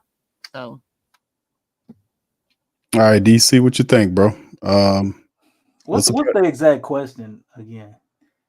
I was listening to Lex, man. Lex, she made a lot of interesting points, man. I forgot the original question. Oh my goodness, DC, you gotta leave the spiked pineapples alone, brother. All right, so yes, what does the Pelicans? What does the Pelicans rank in the Western Conference? Oh, see, yeah, I need to hear the question again. I thought it was how we thought about it, but I say all things considered, man, I say at least top 6. The worst I think the Pels can do is 6th place. If they don't get 6th place, then Willie Green out of here, in my opinion. They should be able to. He's staying the whole year? I think he's gonna stay the whole year. Of course, they're too good. He's not going to mess it up. It would take an epic collapse for him to get fired during the season. Didn't Willie Green beat coaches that were, according to some people, better than him? Didn't he beat teams that the coach was supposed to be better than him? Didn't that happen last year? When we look at his invisible contract that we don't know the years of, for all we know, Willie Green could be a free agent after this year, which could, that could be why James I don't think he gave him a 1-year extension. They gave him the extension before that. When we heard about it, they had gave him the extension a year before that. He got the extension, I think, after the Phoenix playoff thing. Like they gave him the extension before we heard about it. The so report it wouldn't have been 1 year. It would have been a year. We heard about it a year later. So 6 months later. A year later in the basketball season terms, so he gave it to him the previous November, bro. We heard it like when they broke it down in April. That was right after the end of the regular season. It was 6 months ago prior to that. So wasn't exactly a year, but I don't think it's a 1-year extension. You know what make this real simple? Because I actually went and looked. Okay. You know what I saw? I saw the same thing I saw when I looked for Dennis Allen contract. Let's pull up Willie Green's contract. I don't think we can. Exactly. It's not available. Exactly. And it's supposed to be public information. Exactly. Just like everybody else's contract. We really don't know. But I could tell you this, based on Willie's actions, I don't think he got no whole lot of money because he ain't taking fines for nobody. Well, Willie ain't going right in the pocket for nobody, man. You need to go even further and say that he ain't trying to coach nobody because a coach is not thinking about his. Hold up. I gotta answer the top. I gotta answer the top 5, Lex. I know. I'm just saying. because that bothers me. That bothers me. He's not coaching anybody. Yeah. Huh? No, what I'm saying is that as a coach, you're supposed to back your players. I agree with that. Yeah. But I mean, he could still be coaching guys up and all that, and not backing them far as willing to get fines and all of that type of stuff. What's one thing we had problems? Willie is the guy, to give him some credit. Willie is the guy. Like, I believe he would go to your house and try to help you get right and do all the little things to try to help you get better. But when it come to like fighting and cussing and he's just not. He don't have to do that. He don't have to do that. Like that's the thing. Like if you're thinking about keeping your money in your pocket, you're not focused. You have one foot in, one foot out as far as in the game. Come on, we know that's just an excuse. Far as for Willie's temperament. Willie is a church guy. He don't want cuss. He says gosh darn it on the sidelines. Like he's not gonna ever be that guy to like buck the system out there. Like he's gonna try to personify class and be, the guy that you would think he's supposed to be as far as a model citizen. But you see, just to let you know, to add the conversation, I pull up the article. And this is shout out to Terry Kimball. He has a report where he's showing Athletic Sam Amick says Green has, quote, multiple years remaining on a contract extension that had not been previously reported. This is as of article was April the 15th of 2024. So this is this article now that he recently talked about the extension. So it shows it in the light of having more than 1 year. Man, I can't trust him. He's 6 months late on this article. No. This was just contract. This is man. Willie got a prove-it deal every goddamn year, man. He got a football contract. He got 1 year with a questionable team option for the next year, man. Like, we don't know what it is. We don't know. Why do they keep it secret? You know why? Shouldn't we be excited? No. Because that is David Griffin's way. We already know why. Why else would you keep a contract extension private? Stan Van Gundy got a contract and he was going after 1 year. You think he signed for 1 year? Nah, you got to pay him. That's why we got Willie. Man, listen. You had to pay Gentry. You know just as well as I do, Q. You just look at it. Look at the dominoes fall. Bro, Trajan Langdon got the hell out the way. So if things go left and they don't go right this year, who's it going to get blamed on? Willie's the guy. Willie's obviously the option, and that's why Trajan, kind of took another job. He could see the hammer falling just like I can, and I think Willie Green could see it too. Willie's on the hot seat, man. James Borrego being there, to me, makes all the sense in the world. When I saw all these options he had for head, James Borrego could have been a head coach of the Detroit Pistons, bro, if he wanted to. He could. Like. He was in the running for every head coach job. For him to come back here and not go be a coach, it just says to me like that he sees an opportunity possibly here if we can't get it together. I don't think Borrego thinks like that. I think he sees potentiality in the Pelicans and wanting to finish the job here with insider how they seen what Zion is, but like that's what I'm saying in terms of growth. Well, I mean, wouldn't it have made more sense for him to take more money, go around higher profile players in LeBron and AD, and just take the Lakers job? No, but I hear what you're saying. But I'm saying, but for a smart man, the Lakers job is a terrible job. I said that, but everybody said that was a step up. It's a terrible. How long do y'all think JJ Redick's hair is gonna get gray? Oh, he'd be out of it. And JJ Redick is stressful. The Lakers are always in a win now situation, right? Yeah, that'll be because they just recently picked up Akola. They just signed the center from Toronto. That's the first thing that they've done in the offseason. They haven't done anything else, but they're a win now team, right? I mean, that's the Lakers always get somebody at the trade deadline. I don't see that changing this year. But right, decent. This is what always do that. I mean, but they're always in a win now, and it puts stress on the coach. It puts stress on the players. I mean, it just seems I like think JJ Redick, by him situation being a because first nobody has time, job security. I I think mean, he got job security by him being a first time head coach as far as the Lakers. I don't. Well, I'm talking about like every player on that roster, not named LeBron, his seed, and AD. None of those guys are safe, which has to be stressful on your role players. well, I mean, that's the Well, environment. They know when you go to LA to the Lakers, them people want you to win, and there's a high standard to win. Now we know they got it's 17 championships, so that's how it is. If you go to Boston, and it's hectic because Boston is it's now about the glitz and glamour. They're the opposite, but there's a pressure to win there too.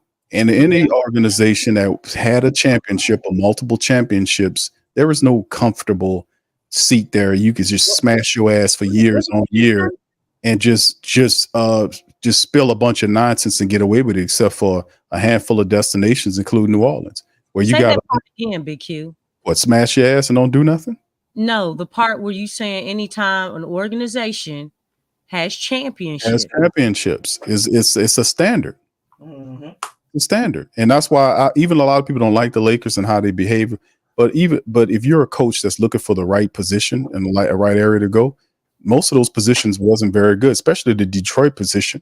James Borrego, seeing how they had on Monty Williams after 1 year, him trying to build a team, what he was doing. That boy had a 10-year contract, man. 10 years, and they cut him loose like he's like, oh my God, no. And then the Lakers, no.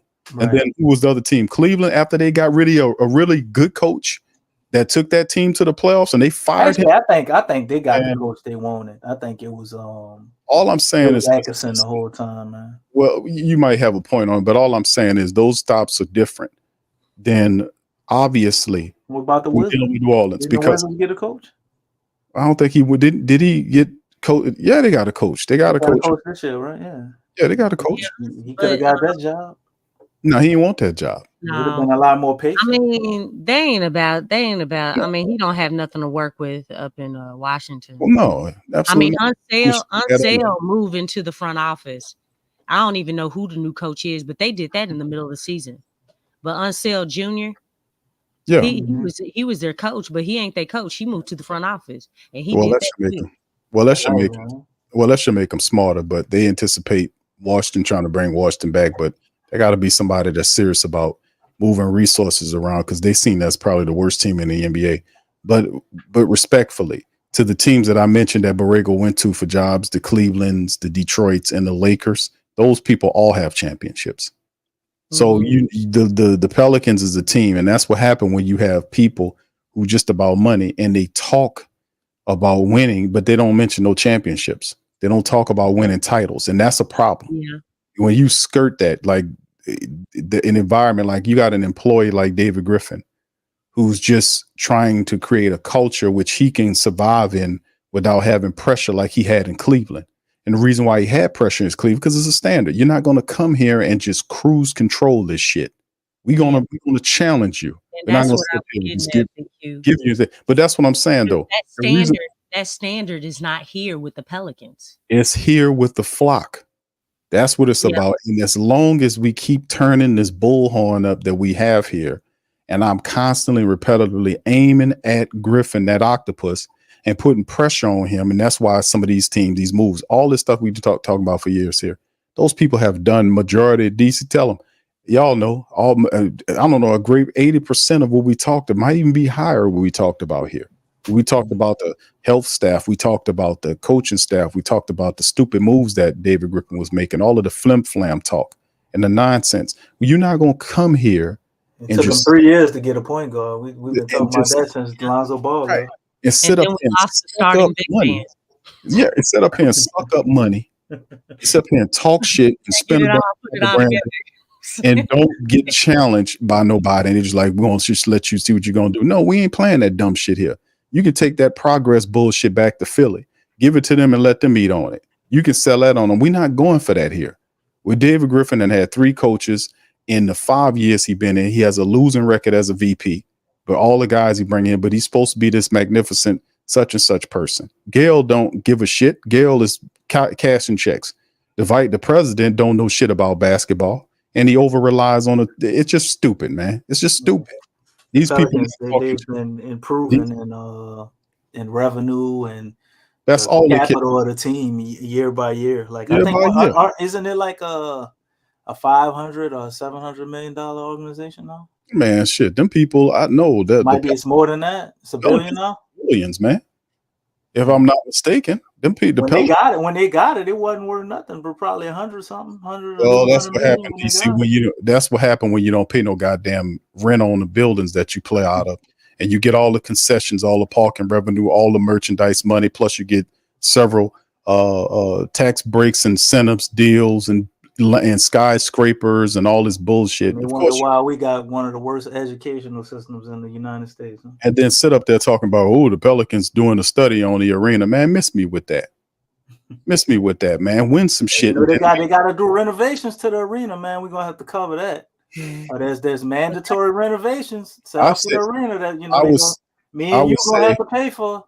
I would say to all the diehards out there, we need to have these teams need to force these people to start having championship talk. They don't want to mention championship. They don't talk titles. They don't talk about it. In order to be about it. With titles comes pressure, like you were talking about. Well, that's what we need to start talking. What are we doing it for if we ain't doing it for championship? Well, the thing is, and I mentioned before, the foundation is not winning. It's not just regular season. It's overall winning. It's winning. It's solidifying your presence in the playoffs consistently every year. You know what I'm saying? The Pelicans don't have that. They don't have that. It's like good this year, out of the playoffs this year. In the playoffs this year, playing playoffs, not in the playoffs. You know what I'm saying? Like, it's too much. It's a joke history. Well, yeah, because when we go to the playoffs, it's not a respectable. And that's where you get your respect. That's where you get your credentials. That's where you build your legacy. That's where you build your brand. That's where you build. It's like the thing is that, and I've said this before, and I say it again. Just because you are a small market team doesn't mean that you have to have a small market mentality. Okay, there are small market teams that have done it. The Spurs, the Bucks, OKC. You know what I'm saying? Memphis. And I'm not saying as far as those last two teams, they haven't won any championships, but they're starting to build something. And you can feel those things. OKC is going to be nice for a long time, you all. Memphis, they seem like they have something solidified that's strong. That obviously last year they were down, but they have been in the playoffs basically every year. Now they haven't gotten to the finals, but the thing is it's all about building something, building those winning habits. And the thing is, look, I could care less about building any type of culture. Dog, you can take that culture and throw it somewhere. Man, build winning habits. Build a winning team. And guess what? If you build winning, if the foundation is winning, that is the culture. I don't care about, we're trying to build a family oriented. Man, forget that family, man. This is a business. It's a business. If the foundation is winning, guess what? You still gonna have brothers in the locker room. Okay, let me tell you something. Everybody in the family, you hear me? Every player in that locker room loves to win. Winning cures everything. That's what Shaq says all the time. You right? Many times Shaq and Kobe got into it. You know what? When they got on that court, there's one thing that they had in mind. I'm trying to win. I'm trying to win. That was their mentality. And they put all their junk aside, all the battles that they had in the locker room, they put that junk aside and they came to a common goal. We trying to win. And that's what they did. Every championship team, a championship mentality player has that. You're going to have battles in the locker room, but it's all about what type of battles. Man, I don't mind friction. I don't mind having problems in the locker room. I truly don't. The thing that makes the difference between some petty friction and some winning friction is that in itself, is the fact that, dude, I'm passionate about winning. I'm frustrated with you because you didn't hit your spot. You didn't do what you were supposed to do. All right, that's that winning pedigree. You have winners in there that want to win. That's why there's frustration. That's why there's friction. There's that type of, the problems that you have in the locker room, and then there's the other problems. Man, why did you pass the ball? Why did you pass the ball? And y'all losing. It's nothing but losing. You're not getting anywhere. The stuff with Brandon and Coach Willie Green. Be like, hey, I need you to find ways to get me open. Look, this is playoff basketball. You just gonna have to figure it out yourself. That was a double whammy right there because, all that was bad. Because Willie's not creative enough to write up a play to help get Brandon open against OKC. And then Brandon, well, it's like you're dribbling into Lou Dort and trying to shoot up, and he's right underneath you, and they're not making any calls. You know what I'm saying? It's like, Coach, can you help me get open? Yeah, he couldn't do it.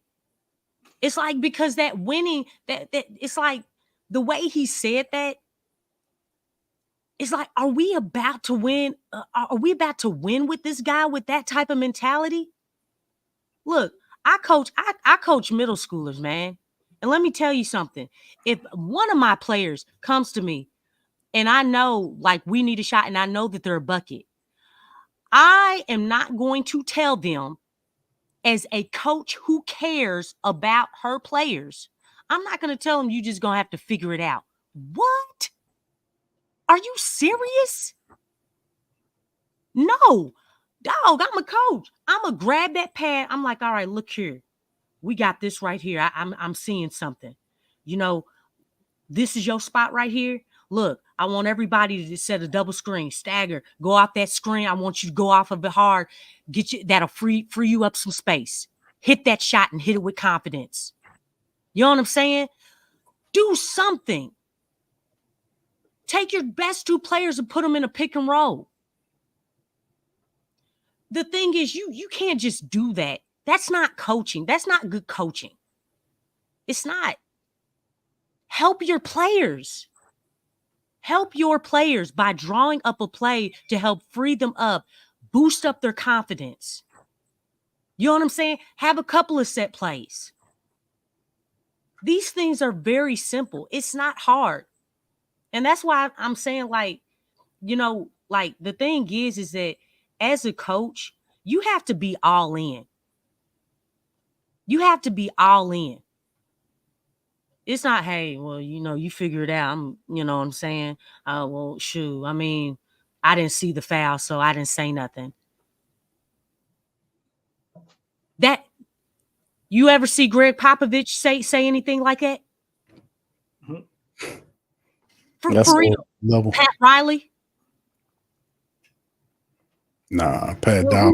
Who's Michael Jordan's coach? Phil? You ever do Phil Jack? Phil Jack, as calm, cool, and collected he is. Boy, when he stood up, you know what I'm saying? Yeah, because he had them bad knees. Yeah, when he stood up. Yeah. Okay. He draw plays sitting down, but when he stood up, he was pissed. Exactly. And I'm talking about not during no timeout. I'm not talking about during the timeout. I'm talking about out of nowhere. And what do you see them do in the press conference? They don't like the reffing. What would Popovich do? What would Pat Riley do? Oh, but they'd be berated. They call that shit. You see where I'm getting at? Mm-hmm. And what's something in common that all those dudes have? Championships. Exactly. Winning. That's a long winning drop. at the highest level, man. It's like, no, y'all ain't doing that. Y'all ain't doing that. That's a bridge from Phil, Pop, Pat Riley to They Willie gonna say Green. something. That is a bridge way away. Willie Green could only hope and pray to even get within You 1,000 said it was miles. the second coming of It's Greg a Popovich. mentality. I did It's a never say that. mentality, y'all. It's a winning mentality. DC, you drinking spiked pineapple juice if you think that I said anything. You said Willie Green is going to turn into the second coming of Greg Popovich because the pressure, going to make him a diamond. I didn't say nothing about Willie Green becoming Popovich. That is disrespectful to consider Willie Green Greg Popovich. Makes a difference when you got he's not right now. You said he'll turn into him in the future. It really He just does. need a little time. I said no. What I'm saying is that in year he's number, going to keep incrementally getting better until he reaches the level of Greg Popovich. That's what you said. I said that in year number 4. Look, Colton said he remember that. I did not say that. I did not say that Willie Green was going to be Greg Popovich. That's ridiculous. I'll never say it. That's actually, he said, was it Doug? What's Doug his name? Collins. Was it Doug Collins? We mentioned Doug Collins, and I didn't say he would be like. No, I said Willie Green is Doug Collins right now. Actually, I said that. I don't think he's Doug Collins, right? Yeah, I said Doug Collins because I said Willie Green is the coach before the coach when you win a championship. That's what I said. But all I'm saying is that agree with that right now. You said that was comparable right now, but in the future, Greg Popovich. I remember. No, I did not. I would never say that Willie Green is Greg Popovich because very few from the Greg Popovich tree. He's his protege. He might have, but that is still him and Monty Williams. Still a long way off. It would be nice to He's already Monty, right? No. Really, talk like that, even in the chat. You know what I'm saying? As far as being able to compete for a championship, because really, it just feels like you just dreaming. You know what I'm saying? Well, but you can't actually. You are. That. But my take on winning a championship, I think you're always one player away. And hear me out for a second. Why should we?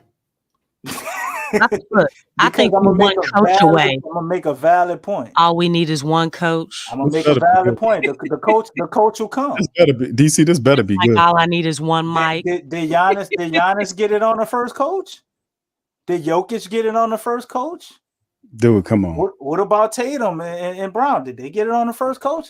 You're always one player away. Hear me out. When you have a player, God damn. When you got a player that's generational, man, or you got a superstar, you always gonna be in a contention for a championship if you manage it correctly. So you do need a coach. But as long as you have that particular player, which they hard as hell to get, because typically when somebody get them, they don't want to give them up. What player? You have? What player do you one player away for, DC? That you got guy and all these. We got the player already, man. We got Zion, but we have to maximize Zion to the best of his ability. Is around Zion? I'm telling you, DC. What player are you talking about? Man, y'all looking at this team we got around Zion. And if you think we had a competent, high-level coach, they couldn't win a championship with this, then you smoking dope. Yes, but the Pelicans don't have that. No. I said you're always one player away. So when you get that particular player, that's the hardest thing to get. That's the hardest thing to get. Office and the player first. DC moving the basketball goal. I'm not moving the basketball goal. Once you get that particular player, you have to do the right things and put the right stuff around them. I'm not saying that. Attitude reflects leadership. It does. Okay. But when you have the attitude of the front office is not winning. That's true. The attitude of the Pelicans is not winning right now. Not only that. When Zion got here, DC, they rescinded the pressure. Oh, wait, I didn't never get to make my point. Y'all laughing and you still ain't done yet? No, No, because I'm the not. main thing on my point is what I'm going to is when you have that particular player, a front office like the Pelicans may look at them like a cash cow or something they can make money off. But if that particular player is generational and they have it in them to want to win, what are they going to do? They're going to hold the front office foot to the fire for them to be able to stay here so they actually win a championship. We just watched this with the Milwaukee Bucks. We don't know what went on behind the scene with Jokic or how he feels. But if you got a guy that's bringing a bunch of money and their goal is to win a championship, and you're not doing all the things necessary for them to win a championship, they'll walk away. And what I see for most organizations, that's not the Lakers or the Celtics, a lot of times that makes them try or become a championship standard team. Because money first, but in turn, they turn into champions if they fully go all the way. A la what we watch with the Milwaukee Bucks. Okay, that's it, DC. I mean, you saw the Miami Heat do the same thing, but LeBron, it's a little different. Huh? Go ahead. What? Okay, see, you that was no. Well, when the Miami Heat had Dwayne Wade and they saw what he was, Shaq wanted to Yeah, go over there. he And they sped up went the clock. and got him. Yeah, but look who he has as the GM. Who is that? I said that's a little different after I said if he got Pat Riley. So that is different. And so Pat Riley, when he came to him, Pat Riley was in sync with what D-Wade. Okay, and it's matching up with the eyesight, the eye test. I mean, So but you we already have a championship okay. minded. You could bet down. You can bet down Miami, but go ahead and bet down the Bucks and bet down the Nuggets for me. Because they wasn't shit until they got that one player. And at least in Giannis's case, we seen in public, he wanted to win a championship, and he was willing to threaten to leave if they wouldn't do everything possible for him to win a championship. They won a championship. Yeah. So when you have that one particular player who is in the top 10 percentile or whatever percentage you want to put it of a basketball player in the game, the best of the best, you have a shot at winning a championship. But that player has to mature. He has to cultivate. He has to carry. He has to want that. If you got an organization that don't come from that pedigree, I don't see it done no other way. An organization that ain't a championship winning organization ain't gonna never be one until they get a particular player like that holds them to that standard. Because first and foremost, they are there to make money. And if this player came in and everybody wants to see him and they making money, they ain't gonna want them to leave. Well, what is it gonna take to keep you here? I want to win a championship.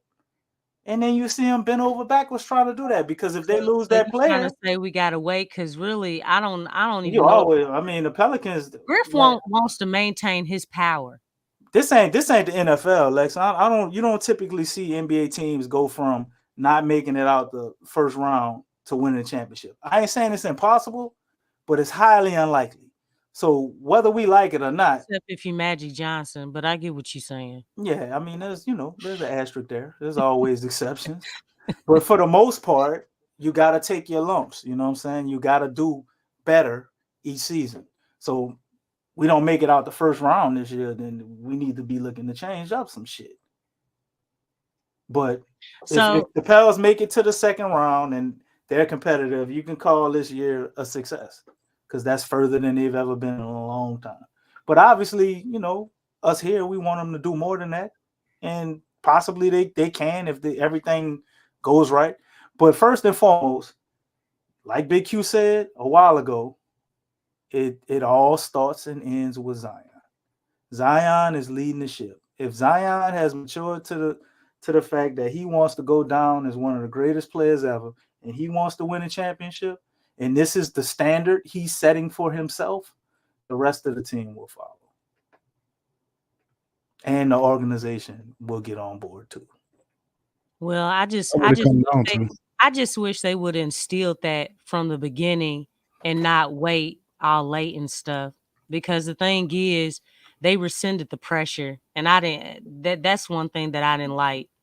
You know. Well, we had to put that pressure on them, Lex. We Well, that's still what I'm saying. buying No, tickets. but the We still was going, organization. I mean, you're talking about a guy who's looked at as being the face of the league. And Griff came out and said Zion's not the savior of the team. Like, dog, you just lost Anthony Davis. He is the savior of the team. You know what I'm saying? Like, that boy sound like Ricky Davis when LeBron he's went the to the number Cavs. one draft pick. This dude had the whole nation. He had the whole nation eating out of his hand. Like, you know what I'm saying? Yeah. Like, I mean, his game just popped out of the television. Man, there's players like, you know, like in college now that talk about when they watch those games. It was electric. Mm-hmm. You know what I'm saying? They And said you that boy didn't had the build best on high that school mixtape electricity. ever. You didn't build off that electricity. You loosened up the wires. You know what I'm saying? Like, what? No, keep that pressure on. Like, give this city something that they had that they haven't had. You know what I'm saying? I mean, that's where your mind should have been. You know what I'm saying? It's like you're losing Anthony Davis. Hey, man, this is an opportunity not only to start fresh, but hey, we going this way. We're not gonna go. You know what I'm saying? I just feel like that the mentality of when he came in was just all wrong. You can't do that, man. You had all the momentum. Like David Griffin doesn't want a repeat of I know, and that's what it's about. Yeah, he don't want no got PTSD environment. He got this lady here, and she's not putting any pressure on him. Neither is the president, and that's the problem. So it's leadership, man. And right, you can see that. Well, it is bad leadership. It's trifling leadership. It's half-ass leadership, and that's why we put. I know where to apply pressure. I know where to put pressure on these people, man. That's why I know where to aim my target at. It's always at him because he's easy to hit. He got a big mouth. He shoots it off all the time. He's supposed to use his, for lack of better words, his underlings. And he had and Trajan Langdon seen the play and went and became his own VP. And then you see Willie Green is the one that's next up. Willie Green is the guy that has to understand that in year. That's why I know what I'm talking about. In year number 4, he won 49 games last year. They get DeJounte Murray here to give him a floor general. There should be no excuses. The Pelicans should be a top 3 team with a healthy Zion. And plus Zion coming through in the best shape of his career. You got Brandon Ingram still here for a year until you trade him. You got DeJounte, you got CJ McCollum, you got Herb Jones coming off the bench when they want to come off. You got Trey Murphy the third, Jose Alvarado, and all those other guys who are pretty good. Jordan Hawkins, all those guys. There is no reason why the Pelicans shouldn't get 50 and beyond and be a top 3 team in this. It's all on the shoulders of Willie Green. And Willie Green, advice to you, man, if you want to go to the next level and become a lot better than what you were over the last 3 years, you better start listening to your coaches more, especially Borrego and the rest of these guys. You don't have the feel for the game like you should. And that's okay. All of us are not always as good as we are, but for guys and people that know where their limitations are, you better get help. That's what the hell that coaching staff is there for. You better start leaning on those guys. Cause I can tell you, Borrego has a better feel for the game than he does. You better start listening to him. God damn. Yeah, he does. Honest, man. You got it. Ain't no mark. It ain't no disrespect. They cleaned that dude in that one game, and everybody has mentioned that one game. Yeah, there was a difference. There was a different look, a different feel, a different flow. But when they look like that again, they look like that against the Kings towards the end of the season, and they look like that against the Warriors towards the end of the season. It was an exact replica, in a lot of situations of that game. A lot of that was, I think CJ probably went off one time and then Trey went off the other.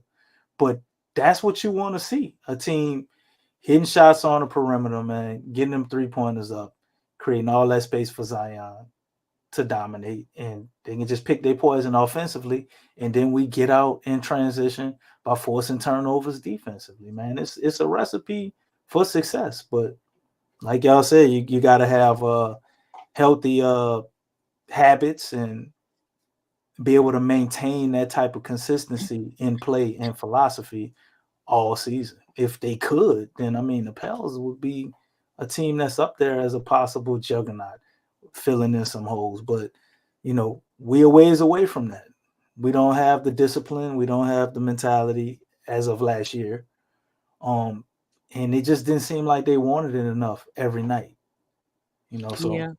we'll see if that changes this year, though. Right. We answered, like I said, a lot of answers haven't been answered yet. Questions have not been answered yet because we have to see what they look like in training camp leading in preseason, and then go from there to see if some of these wrinkles will get ironed out. And then, of course, into the season, we have to improve. And we are definitely coaching. We coaching with a cloud over his head of uncertainty about Brandon Ingram, but he's going to have to do his best job. It's not an easy environment for him.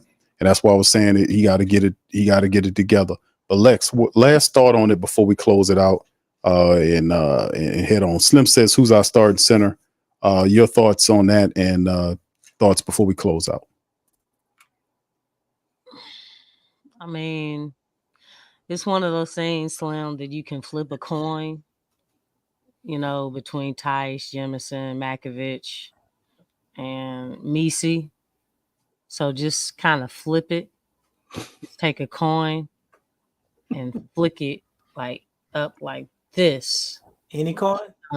Okay. I'm not a Jamaican coin, DC. No Jamaican. Make sure it has 4 sides on it. Okay. It's not gonna. I'm just hoping that it's not Zion, because again, if Zion is the best player on the team, okay, and we're trying to maximize the best player on the team, having the best player on the team at the 5 is not maximizing his abilities. So, I mean, it doesn't need to be Zion. It doesn't need to be him. That's really crazy. Along with what you were saying, Big Q, but I just think, as far as his game, I kind of agree with Stan Van Gundy. Well, not kind of, I do. But Zion's longevity is when the ball is in his hands. That's where his longevity in the game is. It's really not down low, because we've all seen statistically and with the eye test that when Zion has the ball in his hands and he's getting downhill, that's when he's at his best. Can't nobody handle that speed with that type of girth any time of day. Can't do it. Yeah, he's a special type of character, no doubt about it, man. All right. So anyway, with that being said, listen, fam, I appreciate all y'all for being in the stream tonight. Hope y'all enjoyed yourself talking Pelicans. You didn't let DC go. You didn't let DC go. He had enough of me for the night, Lex. DC just said he just talked before you. He said that he said what he had to say. I mean, well, you made it official. It was closing remarks, but Oh, DC, I don't get closing remarks tonight. Oh, you just talked starting center. You see who's our starting center? I didn't even get to answer the question. I'm sorry, bro. You flipped your 4-sided coin and DC dog. I just asked about the coin. I was just trying to see what type of coins we flipping. That's all I wanted. Jamaican coins, Caribbean. You got a Jamaican coin? Yeah. You flip it. Yeah. We got a Jamaican. We got a Jamaican coin slim south. It's a pirate coin, bro. It's a pirate coin. I thought it was an excellent statement by Lex. She said a 4-sided coin, and that's who's going to be the starting center. All 4 of them will get an opportunity to start at different points during the season. So you got a living roster in terms of the center rotation. Yep. You're saying it's going to go like this. You know what? It's going to be Daniel Tice first, right? Man, if you know that what? don't work out, they're gonna give Trey Jemison a shot. It's gonna be a tryout. You know, Misi's gonna be getting every in there. single night. Then they're gonna give Metkovic a shot after that, to start. And they're just gonna keep rotating Misi's in after all of that. And when the physical therapist is tied up with Zion, CJ McCullough, Trey Murphy, and managing all of them, and we have 2 centers hurt at a time, they're gonna start Misi's at the end of the season. Maybe probably in a bullshit game, towards the end of the season, he might get a start after getting like 15 rebounds and 18 points in multiple G League games. Okay. There you go. So the 4-sided coin was correct. Whatever side it landed on, that's the starter. You know what? So is that your closing thoughts, DC? The four and the cackle, the 4-sided coin. Yeah, I was laughing like you when I saw you on TV. Big Q was a big star, y'all. He was on the All right, DC, enough of that. Could you please go ahead on and just your laugh that laugh inspired me, watching you, bro. Yes, thank you very much. Good job, man. I was proud of you on that, bro. We're gonna have to talk about Trey Murphy and this rebounding situation, man. Oh, because we haven't, you know what I'm saying, for real. We're gonna touch on it, Lex. We got a lot of stuff to talk about. We lost our leading rebounder. DeJounte Murray gonna fix all that, man. Bro, we still got a lot. Talk about that too. Why are we putting so much on DeJounte Murray? That is a good question. That was a dumb comment, DC. Why are we putting the leadership, the coaching? No, for real. That was a dumb comment. The coaching, the rebounding. I mean, are we noticing a trend here? We don't need the newest player on the team. That's crazy. That's a lot, man. That just goes to show again where the team is. If we're leaning on the newest guy on the team, we're leaning on him for his leadership, for his coaching ability on the court, and his rebounding. That's right. Well, I mean, we didn't put that type of stuff on CJ. And facilitation. But that's a little different because it ain't like his guy's a rookie. This guy done been to a couple of stops, and he embraces the role of what they're asking him to do with the Pelicans, because obviously he can watch the Pelicans and understand that where he would be best served, like setting the table and stuff like that. That's where the Pelicans really fell apart in the clutch moments of the game. They didn't have that leadership there to know who would take the shots. Like you see in the OKC game, at a certain point where they had an opportunity to win, they just started hoisting up dumbass shots. That's not intelligent. It's almost like they didn't practice that segment of the game. But like I said, I got to move on to another stream. But Lex, quick comment before we get out. I don't know. That game, though, was crazy because that first game against OKC, that was their best game. And it still lost. I know. That was their best game. Because OKC wasn't playing that game that day. But I don't know, man. There's a lot on DeJounte, man. I don't even know if that's a fair situation for him. But I guess if I felt that same way about with Zion first coming into the league, and this guy, he's been in the league for a while, I guess it makes sense. So, but yeah, teams got to get together and really clarify a lot of things. Apparently they can do it in training camp, though. Hopefully they'll get it together before preseason. Yeah, they gotta iron it out, and I think that's in Tennessee. In Nashville. Yep, Belmont.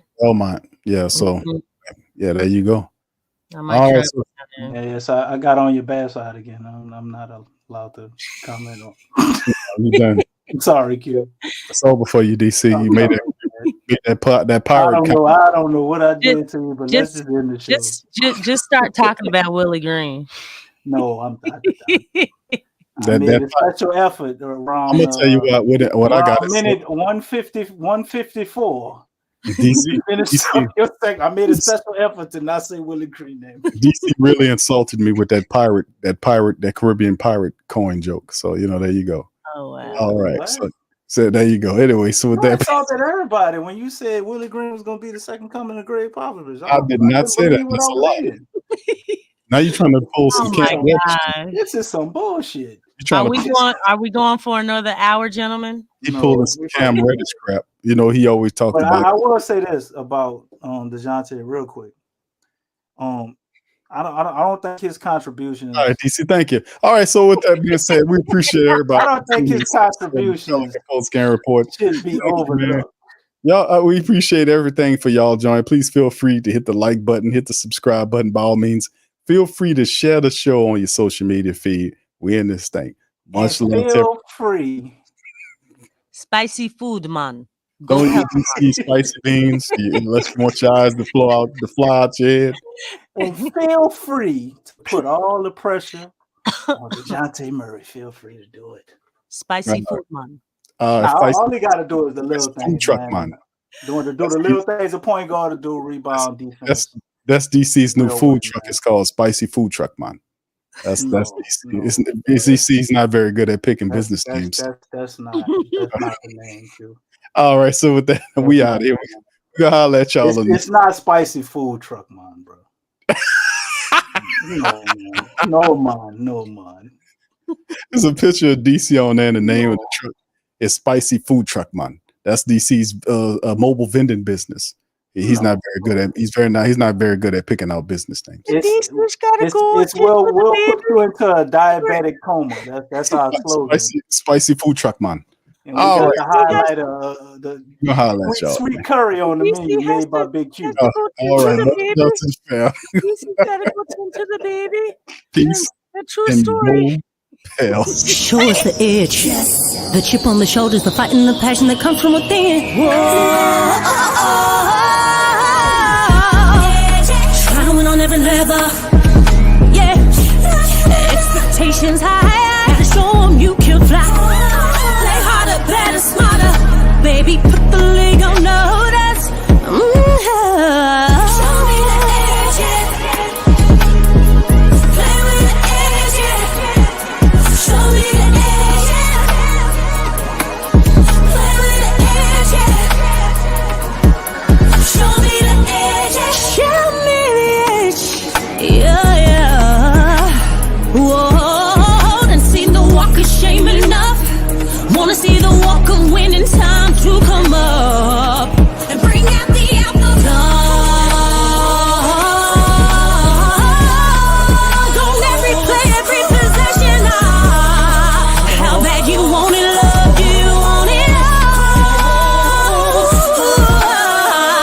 This ain't a blood of love, built for something greater. Attacking all obstacles, coming for the ring, my precious. You got the juice, the will, the heart, the fire. Show them the proof, show them that it shall be done. Show me the edge, yeah. Play with the edge, yeah. Show me the edge, yeah.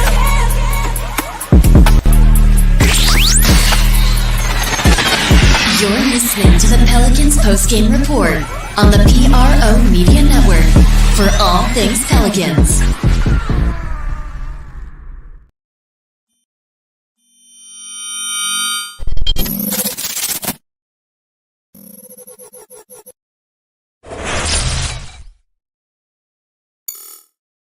TheWhoThatDaily.com. That's right, TheWhoThatDaily.com. Your one-stop shop for everything New Orleans Saints, New Orleans Pelicans, LSU Tigers, even the top flight boxing news. So if you're a Who That and you're looking for a place to stay up on your team, TheWhoThatDaily.com is your site. TheWhoThatDaily.com for the sport Who That in all of us.